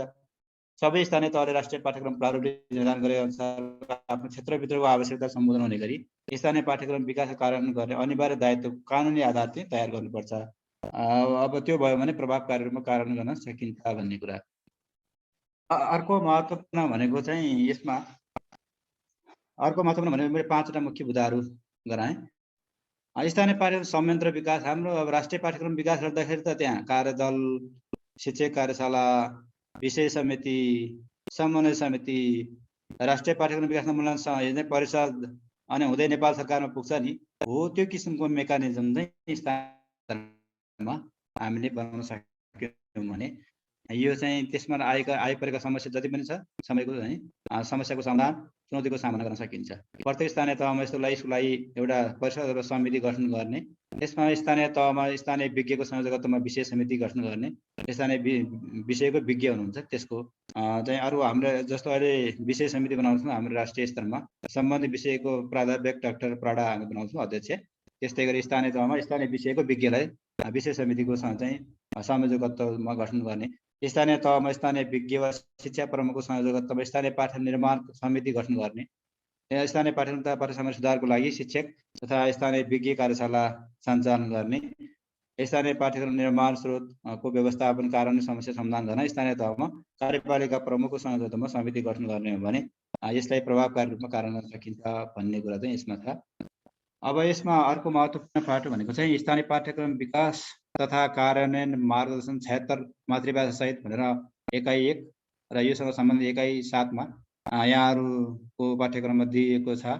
त्यसै कारणले हामीले यहाँ चाहिँ अब त्यो कुरालाई यो 76 को मार्गदर्शन अनुसार भन्यो भने हाम्रो 7 वटा स्टेपहरू कहिलेकाहीँ अब यसमा चाहिँ स्थानीय पाठ्यक्रम विकास कार्यान्वयन मार्गदर्शन अनुसार भन्यो, अथवा चाहिँ स्थानीय पाठ्यक्रम विकासको लागि ढाँचा रूपरेखा तयार गर्नुहोस् भन्यो भने यहाँ चाहिँ अब कति मार्क्सको आएको हुन्छ त्यो अनुसार हुन्छ। कहिलेकाहीँ 10 पूर्णाङ्कै नमुना पाठ्यक्रम बनाउनुहोस् भन्न पनि सक्छ। हरेकमा अब त्यो भयो भने हरेकको यहाँ भर्ने हो। उद्देश्यमा 1-2टा उद्देश्य राख्ने हैन, लेख्ने, विषयवस्तुमा थोरै अब कुनै एउटा युनिट लिने, एउटा युनिटभित्रको चाहिँ विषयवस्तु राख्ने। अर्को चाहिँ जस्तो तपाईको आलु खेती हो भने आलु खेतीको परिचय दिन भनेर हुन्छ नि हैन, विषयवस्तुमा आलु खेतीको परिचय, आलु खेती गर्ने तरिका, आलु खेती गर्दा ध्यान दिनुपर्ने कुराहरू, सामग्रीका कुराहरू, अनि आलुमा हैन, अनि आलुका चाहिँ जाति, आलुको महत्त्व, आलु चाहिँ आलुको आवश्यकता, आलु खेतीको आवश्यकता, त्यसको महत्त्व, त्यसका सामग्री, खेती गर्ने तरिका, आलुमा लाग्ने रोगहरू, रोकथामका उपाय, आलुको चाहिँ के गर्ने भण्डारण, बिक्री वितरण, त्यस्ता अब हुन सक्छ नि त। एउटा टपिक लिएर हामीले भर्ने त हो। अर्को चाहिँ कक्षाको सिकाउली राख्ने, कक्षा 1, 2, 3 देखि 8 सम्म हामीले कुनै एउटा कक्षाको 2टा सिकाउली राख्दै जाने। अनि शिक्षण विधि र प्रक्रिया भनेको चाहिँ कुन विधिद्वारा तरिकाद्वारा सहजीकरण गर्ने भन्ने कुरा छोटो 2-3 लाइनमा लेख्ने।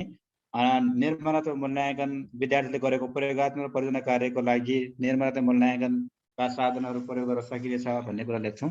अर्को निर्णयात्मक मूल्याङ्कनको लागि विशिष्टीकरण तालिका ग्रिड बनाएर विद्यार्थीलाई कग्निटिभ डोमेनका सबै लेभलका प्रश्नहरू बनाउने गरी विशिष्टीकरण तालिका बनाउन सक्छौँ भन्ने कुरा लेख्न सक्छौँ। अर्को चाहिँ समय निर्धारण पाठ्यभार भनेको हरेक एकाइ अनि एकाइभित्रका विभिन्न पाठहरू पनि हुन सक्छन् हैन, त्यो एकाइको लागि कति कार्यघण्टा दिने भन्ने कुरा। जस्तो कक्षा 1 देखि 3 सम्म 160 हैन घण्टा बराबरको विषयवस्तु, कक्षा 4 देखि 8 सम्म 128 घण्टा बराबरको विषयवस्तु भनेको हरेक एकाइलाई कति दिने भन्ने कुरा हो, कार्यघण्टा। अर्को पाठ्यक्रमको विस्तृतीकरण भनेको चाहिँ त्यसमा चाहिँ अब एउटा मैले ढाँचा देखाएँ यहाँ। यो ढाँचा, यो 76 को यो ढाँचा छ।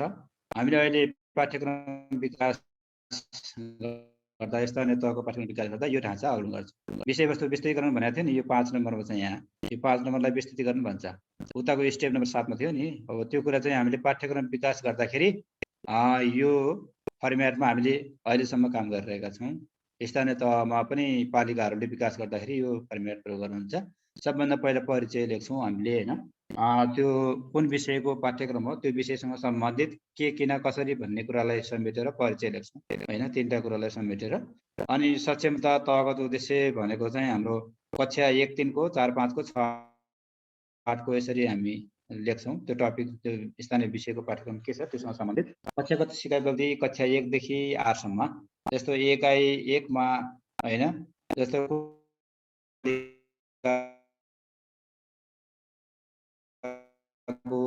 परिचय होला, एकाइ 2 मा हाम्रा सम्पदा, एकाइ 4 मा विपद व्यवस्थापन कुराहरू, स्थानीय तहमा आइपर्ने विपद दुर्घटना कुराहरू पनि होला।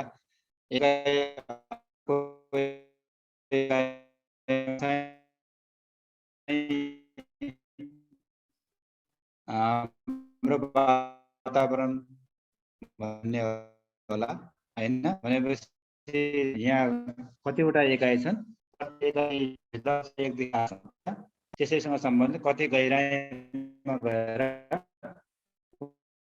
कुन विषय हामीले डेप्थमा चाहिँ जानकारी गराउने भन्ने कुरा चाहिँ फेरि यहाँ 4 नम्बरमा लेख्छौँ। त्यसमा विषयवस्तु क्षेत्र क्रम लेख्छौँ एकाएक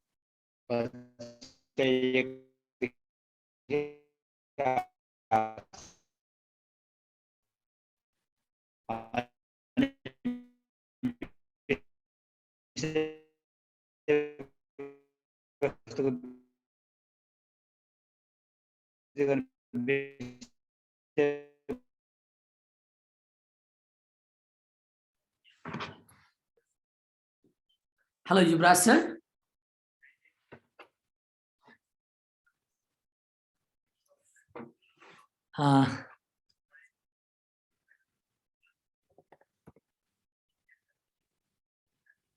उहाँको नेटवर्क डिस्कनेक्ट भयो जस्तो लाग्छ है। ओके, सो ठिक छ। इफ सर मलाई बोलाउनु भयो जस्तो लाग्छ है। ओके युवराज सर, के नेटवर्क इस्यु भयो कि के भयो? ओके, प्लिज टाइप गरिदिनुहोस् न यहाँ है। आवाज आएन भन्नुभएको छ। मेरो आवाज त आएको होला, साउन्ड क्लियर भएन भन्नुभएको छ। साउन्ड बिग्रियो, ठिक छ, केही छैन। सर जोडिदिनु हुनुहुन्छ होला, नो वरिज फर द्याट। जोडिसक्नु भएको छ। फेरि अगेन उहाँलाई उहाँको माइक अनम्युट गरिहालेँ मैले। ओके,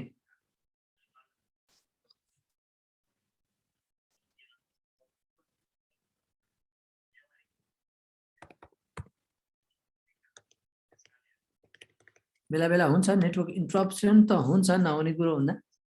नेपाल हो। साउन्ड आएन भन्नुभएको छ। मेरो आएको होला, सरको चाहिँ आएन होला जस्तो लाग्छ मलाई है। हो, प्लिज रेस्पोन्ड गरिदिनुहोस् त। ठिक छ। हो, प्लिज इक्जाम क्वेसन हो यो हो नि त। इफ त्यस्तो समस्या आयो भने इक्जाम क्वेसन पनि हेरिहालौँ भन्ने पनि एउटा राइट आइडिया हो। ठिक छ, इन्टरप्सन आइराखेको हुन्छ। सो मैले चाहिँ के गरेँ, तपाईँहरूलाई सपोर्टको लागि म रेडी छु। ओके, मैले यहाँ इक्जामको लिङ्क राखिदिएको छु है। इक्जाम दिँदै गर्नुहोस्।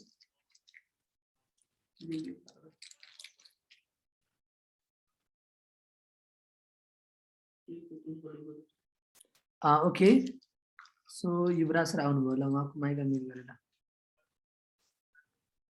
ओके, इक्जाम दिँदै गर्नुहोस्। म दिइसकेको छु तपाईँहरूलाई है। ल Yuvraj sir,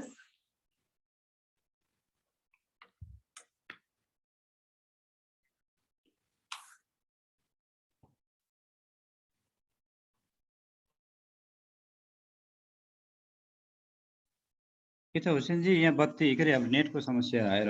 okay okay, no worries for that. Okay, go on sir, no worries for that.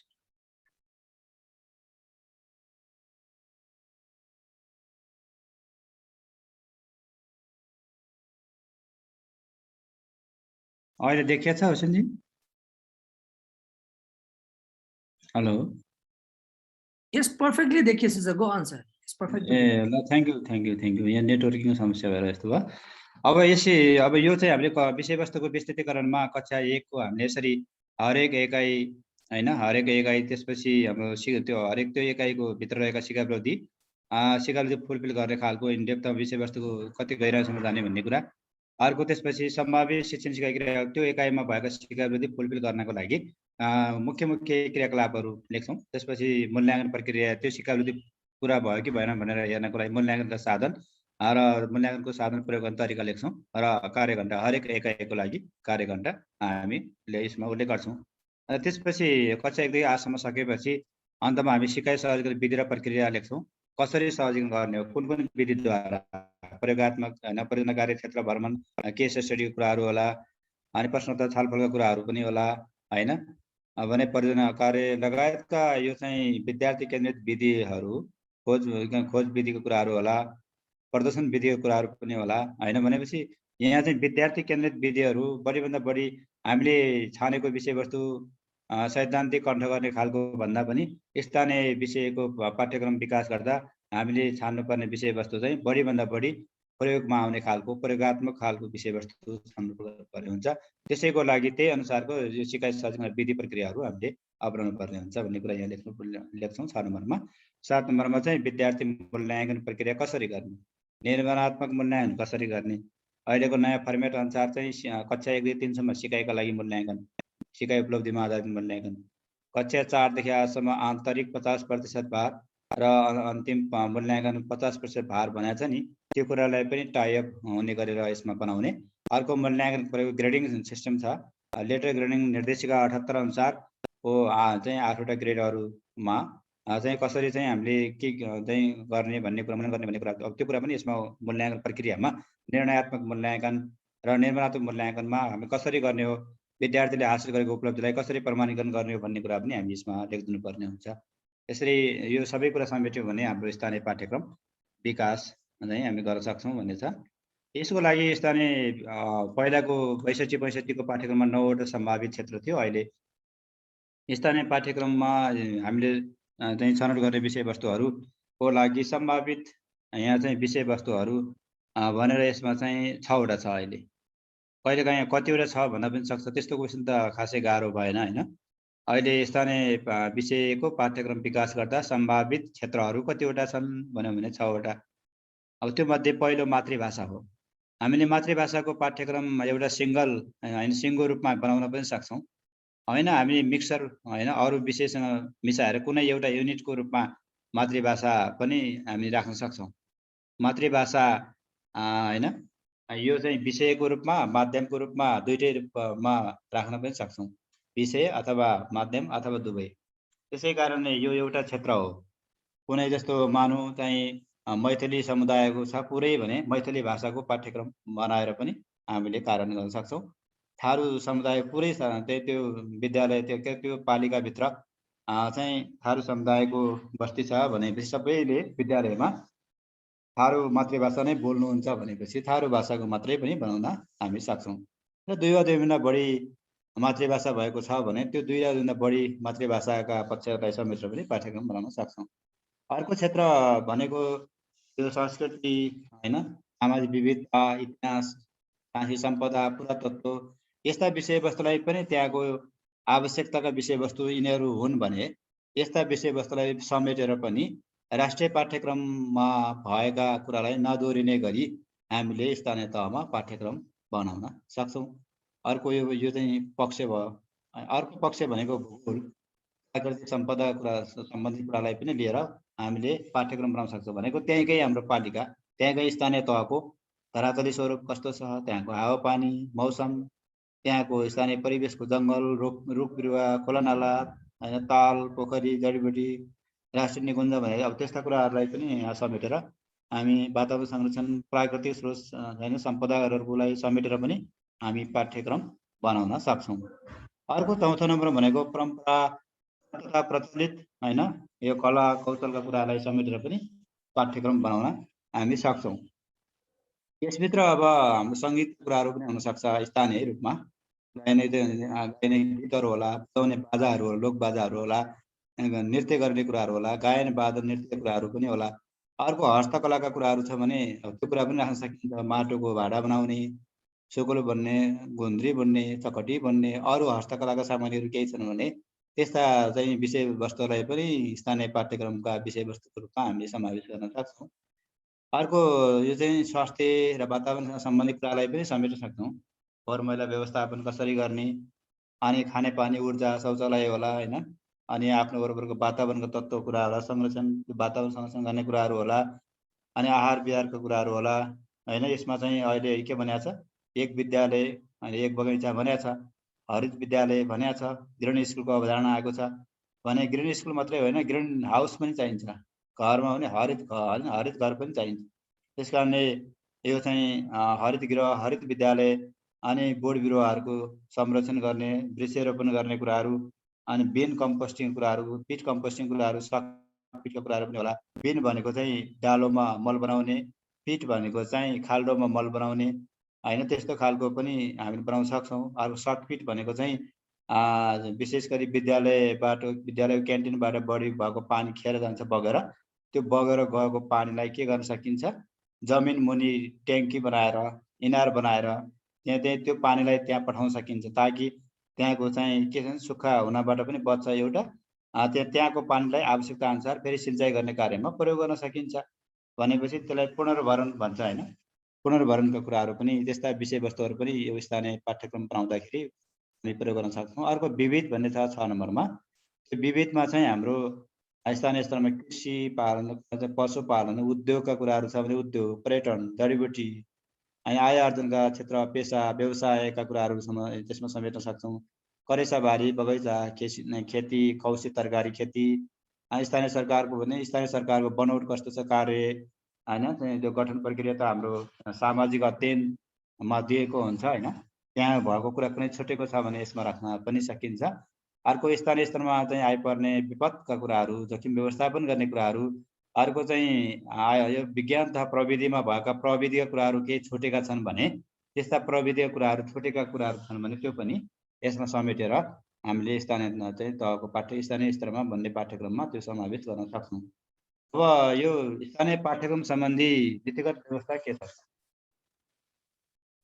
नीतिगत व्यवस्था के छ त्यो पनि अब हामीले थाहा पाउनुपर्ने हुन्छ। वर्तमान अभ्यास भनेको छ, वर्तमान अभ्यास नीतिगत व्यवस्था के छ त भन्यो भने यहाँनिर एउटा महत्त्वपूर्ण पाटो के हो भने राष्ट्रिय पाठ्यक्रममा विभिन्न विषयका पाठ्यक्रम विकास भएका छन्। ती राष्ट्रिय स्तरमा विकास भएका पाठ्यक्रममा भएका कन्टेन्ट, विषयवस्तु नदोहोरिने गरी राख्नुपर्छ भन्ने कुरा चाहिँ एउटा हो महत्त्वपूर्ण पाठ। अर्को चाहिँ यहाँ चाहिँ स्थानीय विषयवस्तु हाम्रो स्थानीय निकायको समन्वयमा आवश्यकता अनुसार मातृभाषा अथवा नेपाली भाषामा स्थानीय पाठ्यक्रम विकास गर्न सकिन्छ भने मातृभाषामा पनि बनाउन सकिन्छ होइन। नेपाली भाषामा बनाउन पनि हामी पाठ्यक्रम बनाउन सक्छौँ, पाठ्य पुस्तक निर्देशिका बनाउन सक्छौँ। अर्को चाहिँ हामीले विषयवस्तु स्थानीय स्तरमा छनौट गरेका हुन्छ नि, विषयवस्तु बढीभन्दा बढी प्रयोगात्मक तरिकाले अध्यापन गर्न सकिने खालको, दीर्घकालीन रूपमा त्यसको प्रभाव समुदायमा पर्न सक्ने खालको हुनुपर्छ विषयवस्तु भन्ने कुरालाई ध्यान दिनुपर्छ भनेको छ। अर्को भनेको चाहिँ महत्त्वपूर्ण पाटो भनेको स्थानीय पाठ्यक्रम विद्यालयले आफैले एक्लैले मात्रै पनि बनाउन सक्छ होइन। अनि एउटा होइन त्यो होइन, स्थानीय तहगत रूपमा सबै ठाउँको एकै खालको छ भने स्थानीय पालिका स्तरीय पाठ्यक्रम पनि बन्न सक्छ होइन। अनि होइन एउटा पालिका र अर्को पालिकामा मिल्ने खालको छ भने अन्तरपालिका स्तरीय पाठ्यक्रम पनि बन्न सक्छ। त्यसैले हामीले चाहिँ विद्यालयगत रूपमा मात्रै पनि बन्न सक्छ, तर त्यसको चाहिँ स्वीकृति पालिकाबाट गराउनुपर्छ। स्थानीय तह स्तरीय पालिका स्तरीय पनि बन्न सक्छ। पालिकाभित्रका सबै विद्यालयको लागि उस्तै आवश्यकता विषयवस्तु भयो भने पालिका स्तरीय बन्न सक्छ। त्यो त्यसको स्वीकृति पालिकाले आफैले गर्छ, कार्यपालिकाले। जस्तो अहिले राष्ट्रिय स्तरको पाठ्यक्रम नेपाल सरकारबाट स्वीकृति हुनेछ भने हो नि त शिक्षा ऐनमा दफा 8मा विद्यालय तहको पाठ्यक्रम र पाठ्यपुस्तक भनेको छ नि, विद्यालय तहको पाठ्यक्रम र पाठ्यपुस्तक नेपाल सरकारबाट स्वीकृति हुनेछ भनेको छ नि। त्यस्तै गरी स्थानीय तहको पाठ्यक्रम स्थानीय सरकार भने कार्यपालिकाबाट चाहिँ यो चाहिँ गर्न सक्ने व्यवस्था भयो। अर्को चाहिँ यहाँ महत्त्वपूर्ण पाटो भनेको चाहिँ स्थानीय तह स्तरमा तयार हुने पाठ्यक्रम मिल्दाजुल्दा आवश्यकता भएका विद्यालयहरूलाई पनि एउटा विद्यालय र अर्को विद्यालय बिचमा पनि मिल्ने खालको छ भने विद्यालय 2 या 2 भन्दा बढी विद्यालयहरूको आवश्यकता उस्तै खालको छ भने त्यो त्यसरी पनि होइन 2 या 2 भन्दा बढी विद्यालयको लागि मात्रै पनि बनाउन सकिन्छ, तर त्यसको स्वीकृति पालिकाबाट। अनि अर्को चाहिँ एक भन्दा बढी स्थानीय तह भनेको एउटा पालिका र अर्को पालिका बिचमा पनि मिल्ने खालको विषयवस्तु छ भने त्यस्तो मिल्ने खालको विषयवस्तुलाई होइन 2 या 2 भन्दा बढी एक भन्दा बढी पालिकाहरू मिलेर पनि बनाउन सक्छन्, तर स्वीकृति गर्ने बेला आफ्नो पालिकाले स्वीकृति गर्नुपर्ने हुन्छ। अर्को चाहिँ नीतिगत व्यवस्थामा स्थानीय पाठ्यक्रम निर्माण गर्न यदि स्थानीय तहबाट माग भयो भने प्रदेशले चाहिँ आवश्यकता अनुसार सहयोग गर्न सक्छ भन्ने कुरा चाहिँ छ। र स्थानीय पाठ्यक्रम निर्माणको सन्दर्भमा चाहिँ के हुन्छ, स्थानीय तह नै सबै कुराको जिम्मेवारी हो। त्यहाँ पाठ्यक्रम बनाउने, सबैलाई जुटाउने सरकारवाला, अनि स्रोत साधन जुटाउने, स्रोत अथवा शिक्षाको व्यवस्थापन गर्ने, सामग्रीको स्थानीय होइन पाठ्यक्रम आधारित सामग्री बनाउने सम्पूर्ण जिम्मेवारी चाहिँ स्थानीय सरकार। अर्को महत्त्वपूर्ण भने स्थानीय तहको पाठ्यक्रम बनाउने बेलामा यहाँ चाहिँ शिक्षा हेर्ने स्थानीय तहको पालिकामा त युवा शिक्षा तथा खेलकुद शाखा छ हरेक पालिकामा। त्यो पालिकामा चाहिँ त्यो एउटा शाखा छ शिक्षा सम्बन्धी हेर्ने, त्यो शाखाले चाहिँ पालिकाभित्रका विद्यालयको लागि स्थानीय पाठ्यक्रम र पाठ्यपुस्तक तयार गर्नलाई समन्वय गर्ने काम चाहिँ त्यसैले गर्नुपर्ने हुन्छ होइन। प्राविधिक सहयोग उपलब्ध गराउने काम त्यसैले गर्छ। अनि विद्यार्थी सङ्ख्यालाई ध्यान दिएर अभिभावक सल्लाह र परामर्शमा आधार मातृभाषाका विषयवस्तु स्थानीय विषयवस्तु पनि पालन गर्न सकिन्छ। मातृभाषामै नेपाली भाषामा पनि सकिन्छ, मातृभाषामा पनि सकिन्छ भन्ने हो। मातृभाषा विषय र माध्यम दुवै हुन सक्छ। एउटा विषयको लागि मात्रै पनि हुनसक्छ, सहजीकरण माध्यमको रूपमा पनि हुनसक्छ भन्ने कुरा भयो। अर्को चाहिँ यो पाठ्यक्रम चाहिँ सबै विद्यालय भनेको सामुदायिक र संस्थागत सबै विद्यालयको लागि यो पाठ्यक्रम अनिवार्य हो। त्यसको लागि पालिका नै जिम्मेवार हो। पालिकाले नै अनुगमन गर्ने, मूल्याङ्कन गर्ने सबै काम त्यसैले गर्छ। अर्को महत्त्वपूर्ण पाटो भनेको स्थानीय पाठ्यक्रम विकासको कारणको लागि शिक्षकको क्षमता विकास गर्नुपर्छ, तालिम दिनुपर्छ। त्यसको लागि पाठ्यक्रम विकास केन्द्र अथवा शिक्षा तथा मानव स्रोत विकास केन्द्र मार्फत चाहिँ व्यवस्था गर्दैछ। अहिले शिक्षा तथा मानव स्रोत विकास केन्द्र सङ्घीय तहको भयो, हरेक प्रदेशमा चाहिँ शिक्षा तालिम केन्द्र छ। त्यो शिक्षा तालिम केन्द्रले चाहिँ यस सम्बन्धी तालिम प्रदान गर्ने गर्छ। अनि प्राविधिक सहायता प्रदान गर्ने काम पाठ्यक्रम विकास केन्द्रबाट हुन्छ भनेको छ। अर्को चाहिँ स्थानीय पाठ्यक्रम विकास पाठ्य सामग्री विकास तयार गर्नको लागि सरकारी, गैर सरकारी र सामुदायिक संस्थाकोसँग साझेदारी गर्न सकिन्छ। किनभने स्रोत साधन जुटाउनको लागि कहिलेकाहीँ आर्थिक अवस्था चाहिँ अलिक कमजोर हुनसक्छ, आर्थिक बजेट चाहिँ स्थानीय पालिकामा नछुट्याएको हुनसक्छ। त्यस्तो अवस्थामा स्रोत साधन चाहिँ जुटाएर चाहिँ पाठ्यक्रम निर्माण गर्न सकिन्छ, साझेदारी होइन गरेर। अनि त्यसको लागि चाहिँ अब स्थानीय तहको पाठ्यक्रम बनाउनु पर्यो भने स्थानीय विज्ञ विषयवस्तुको विज्ञको संयोजकत्वमा पनि बनाउन सकिन्छ, अथवा स्थानीय तहको पालिकाको शिक्षा प्रमुखको संयोजकत्वमा एउटा पाठ्यक्रम विकासको लागि एउटा समिति गठन गरेर, कार्यदल अथवा समिति गठन गरेर त्यो समितिले चाहिँ सम्बन्धित स्थानीय तहसँग समन्वय गरेर पाठ्यक्रम विकास गर्न सक्छ भन्ने एउटा अब अर्को भयो। अर्को भनेको चाहिँ विद्यालयले आफैले पाठ्यक्रम पनि बनाउन सक्छ। त्यसको लागि स्थानीय तहले स्वीकृति दिनुपर्छ।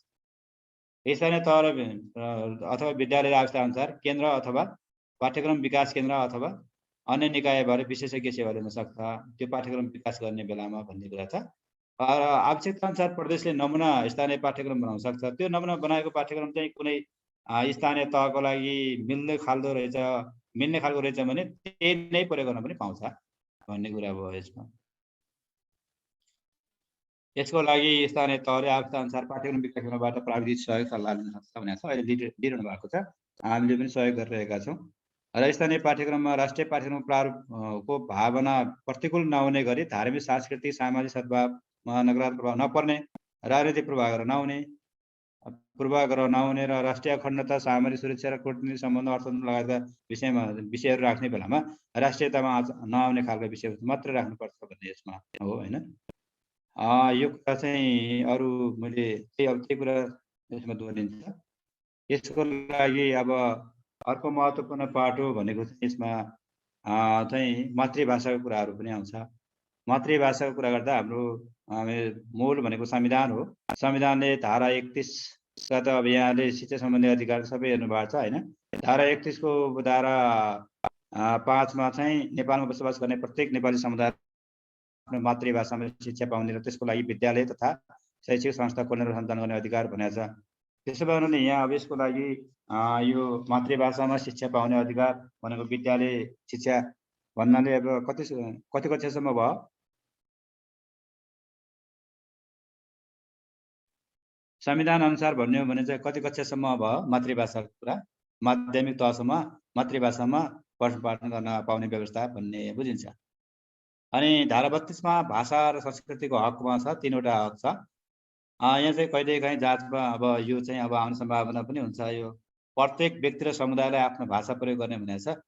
कहिले प्रत्येक व्यक्ति भनेको छ, कहीँ नागरिक भनेको छ, कहीँ समुदाय भनेको छ, कहीँ मानिस भनेको छ। अब कुन चाहिँ हो भन्ने कुरा हामीले छुट्याउन गाह्रो। त्यस कारण पढ्ने बेलामा यहाँ चाहिँ संविधानमा चाहिँ प्रत्येक व्यक्ति र समुदाय र भनेको कुरा चाहिँ हामीले बिर्सन हुँदैन।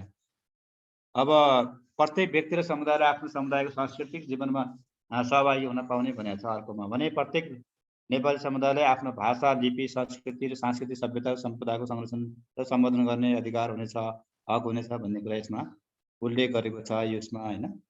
अब त्यस्तै गरेर अब हाम्रो स्थानीय सरकार सञ्चालन ऐनमा यहाँले त सबै हेर्नु भएको छ। स्थानीय सरकार सञ्चालन ऐनमा मुख्यतया हाम्रो 23वटा होइन काम कर्तव्य अधिकार छन् स्थानीय तहको शिक्षा सम्बन्धी। त्यो बाहेक हाम्रो वडाले गर्ने यो भन्ने साझेदारीको लागि गर्ने यो भन्ने कुरा पनि अरू पनि उल्लेख भएको छ। त्यसमा चाहिँ 23वटा मध्ये 4 नम्बरमा चाहिँ मातृभाषामा शिक्षा दिने विद्यालयको अनुमति, अनुगमन, नियमन सम्बन्धी व्यवस्था गरी मातृभाषाको पाठ्यक्रमको कार्यान्वयन व्यवस्थालाई इङ्गित गरेको छ। त्यसमा अर्को चाहिँ 11 फमा चाहिँ भाषा, संस्कृति र ललित कलाको संरक्षण र विकास भन्ने कुरा उल्लेख गरेको छ।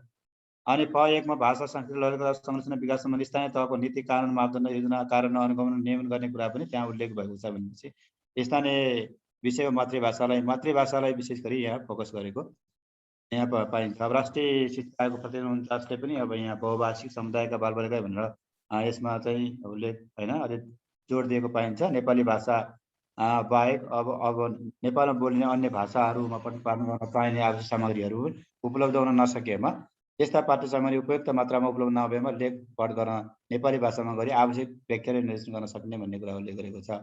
55ले पनि पूर्व प्राथमिक शिक्षामा मातृभाषाको प्रयोगलाई बढी जोड दिनुपर्छ भन्ने कुरा उल्लेख गरेको छ।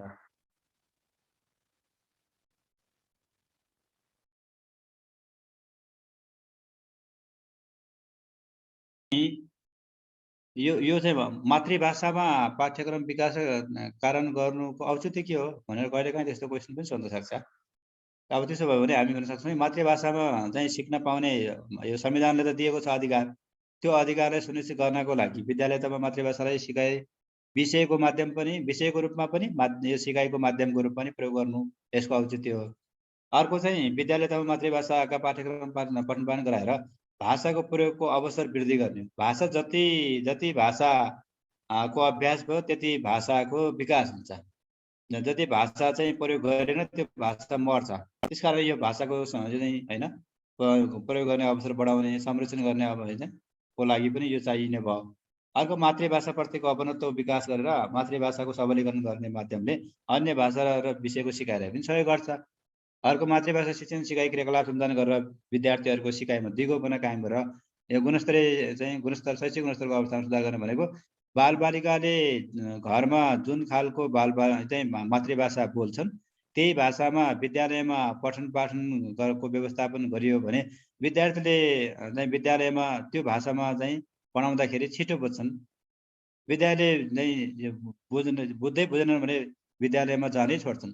त्यसै कारणले विद्यार्थीले उनीहरूले आफूले बोल्ने भाषा बुझ्ने भाषामा चाहिँ सहजीकरण गर्नु सबैको कर्तव्य हो। त्यो हिसाबले त्यो अधिकार संविधानले दिएको छ, शिक्षा ऐनले दिएको छ। त्यसै कारणले चाहिँ त्यो चाहिँ ऐनमा दिएको कानुनमा दिएको अधिकारलाई प्रयोग गर्नु पनि यसको त्यो। अब यसमा चाहिँ यो विद्यालय क्षेत्र विकास योजनाले पनि यो सम्बन्धी व्यवस्था गरेको छ भनेर यहाँ चाहिँ दिएको छ। यो नीतिगत कुराहरू चाहिँ यहाँहरूले आफैले पढ्दाखेरि हुन्छ, मैले यहाँ त्यसको व्याख्या गर्नु परेन। अर्को महत्त्वपूर्ण पाटो भनेको चाहिँ जस्तो भाषा आयोगले दिएको छ यो केही सुझाव, अब त्यो पनि यहाँहरूले चाहिँ आफैले हेर्नुहुनेछ। यो विद्यालय शिक्षाको राष्ट्रिय पाठ्यक्रम प्रारूपले पनि एउटा मातृभाषाको 19वटा समसामयिक पक्षहरू भनेर दिएको छ।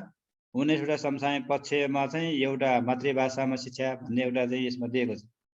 त्यस कारण यो एउटा महत्त्वपूर्ण पाटोको रूपमा रहेको छ। कहिलेकाहीँ अब यहाँबाट पनि यो चाहिँ लिखित रूपमा पनि सोध्न सक्छ। विद्यालय शिक्षाको राष्ट्रिय पाठ्यक्रम प्रारूपमा मातृभाषा सम्बन्धी कहिलेकाहीँ केही पनि नभनेर मातृभाषा सम्बन्धी हाल के चुनौतीहरू छन्, समाधान गर्न के गर्नु पर्ला भन्ने त्यस्तो खालको क्वेसन पनि आउन सक्छ। त्यसै कारणले यहाँ चाहिँ यो राष्ट्रिय पाठ्यक्रम प्रारूपले चाहिँ यो चाहिँ विशेष गरी विविध सामाजिक सांस्कृतिक र भाषिक संवेदनायुक्त मिश्रित समाजको अवस्थितिमा भाषाको व्यवस्थापन गर्न चाहिँ चुनौती छ भन्ने कुरा यसले उल्लेख गर्यो। अब हाम्रो चाहिँ अर्को महत्त्व भने भाषिक विविधता छ। जस्तो अहिले हाम्रो नेपालमा कतिवटा छ मातृभाषा? अहिले नेपालमा मातृभाषाको सङ्ख्या पहिला 68 को जनगणना अनुसार कति थियो? 123वटा थियो। पछि राष्ट्रिय भाषा आयोगले 6वटा थप्यो, 29 भयो। फेरि 2टा चाहिँ राष्ट्रिय भाषा आयोगले 2टा फेरि थप्यो भनेपछि जम्मा कतिवटा भयो नेपालमा? अहिले नेपालमा हाल मातृभाषाको सङ्ख्या कति भयो? 131 भयो होइन, 131 भयो भनेपछि त्यो 131 चाहिँ भाषा चाहिँ होइन छ भने त्यस्तो भाषिक विविधतालाई चाहिँ कसरी सम्बोधन गर्ने, त्यो एउटा चाहिँ हाम्रो चुनौती छ। कतिपय अवस्थामा लिपि नै छैन अनि कसरी चाहिँ पाठ्यक्रम बनाउने होइन। त्यस कारणले त्यो पनि चुनौती छ।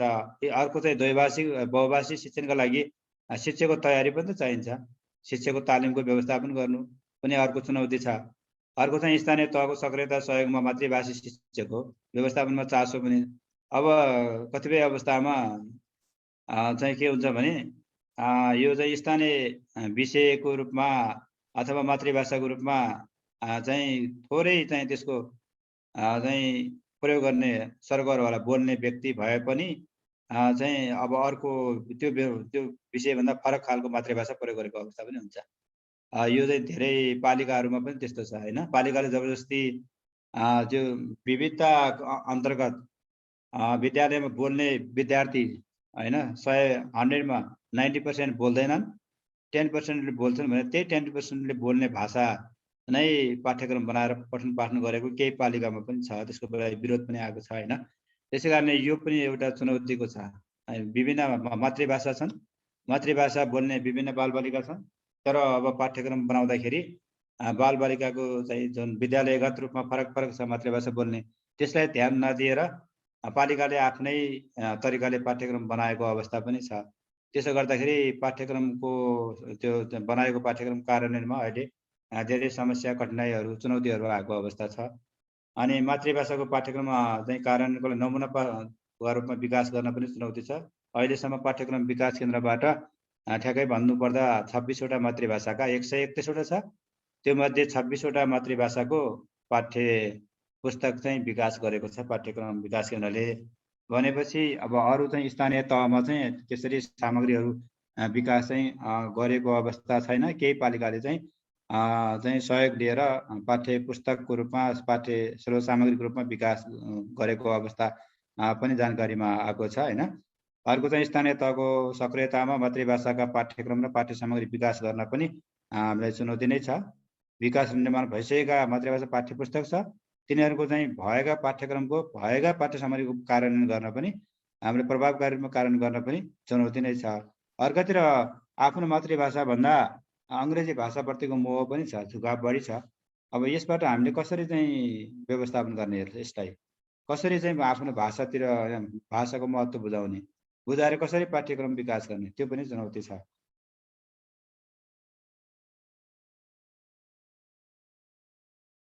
अब यसको साथै 76ले राष्ट्रिय पाठ्यक्रम प्रारूप 76ले मातृभाषा सम्बन्धमा गरेको प्रावधानका कुराहरू गर्दाखेरि मातृभाषामा शिक्षा पाउने अवस्थाको सुनिश्चितताको लागि बालबालिकाका अभिभावक र विद्यालयको परामर्शमा मातृभाषाको पठन पाठनको व्यवस्था स्थानीय तहले गर्ने भन्ने कुरा यसले उल्लेख गरेको छ होइन। अर्को चाहिँ विद्यालय शिक्षाको सहजीकरण प्रक्रियाका लागि आधारभूत तहमा माध्यम भाषा मातृभाषा वा नेपाली भाषा हुनेछ भन्ने यसले निर्देशन गरेको छ होइन। अर्को सामाजिक अध्ययन मानव मूल्य, यहाँनिर के छ भने अहिले विद्यालय तहको पाठ्यक्रम विकास गर्दाखेरि पनि यो कुरालाई अहिले ध्यान दिएर अहिले कक्षा 4देखि माथि नयाँ पाठ्यक्रममा सामाजिक अध्ययन तथा मानव मूल्य शिक्षालाई नेपाली माध्यमबाट पठन पाठन गर्ने भनेको छ। अनि माध्यमिक तहको सामाजिक अध्ययनलाई पनि नेपाली माध्यमबाट पठन पाठन गर्ने गरी पाठ्य चाहिँ पुस्तक अहिले लेख्ने काम भएको छ।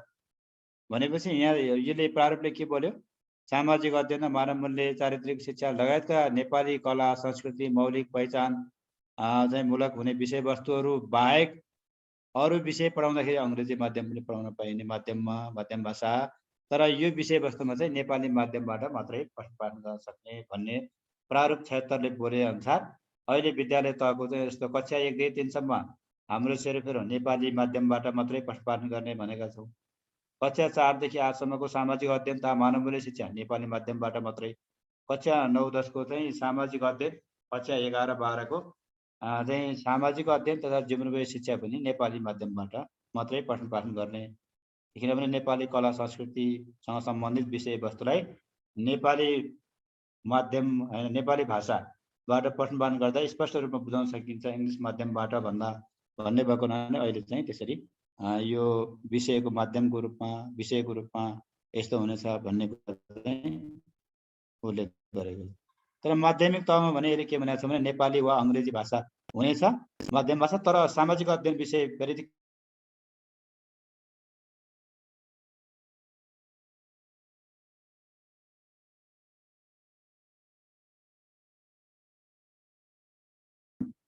बनाउने बेलामा पनि मातृभाषाको पाठ्यक्रम बनाउने बेलामा पनि अब यही ढाँचा नै हामीले प्रयोग गर्छौँ। अगाडि मैले देखाएको थिएँ त्यही नै हो, स्थानीय विषयको पाठ्यक्रम बनाउने र मातृभाषाको पाठ्यक्रम बनाउने यो ढाँचा भनेको सबै एउटै ढाँचा नै हुन्छ। त्यसकारणले अब यसरी हामीले यही ढाँचामा लिएर मातृभाषाको पाठ्यक्रम बनाउन सक्छौँ भन्ने कुरा चाहिँ यसमा राखिएको छ। मैले यति कुराहरू भन्दै आजको कक्षा यहीँ अन्त्य गर्न चाहन्छु। केही जिज्ञासाहरू भए यहाँले राख्न सक्नुहुन्छ। धन्यवाद।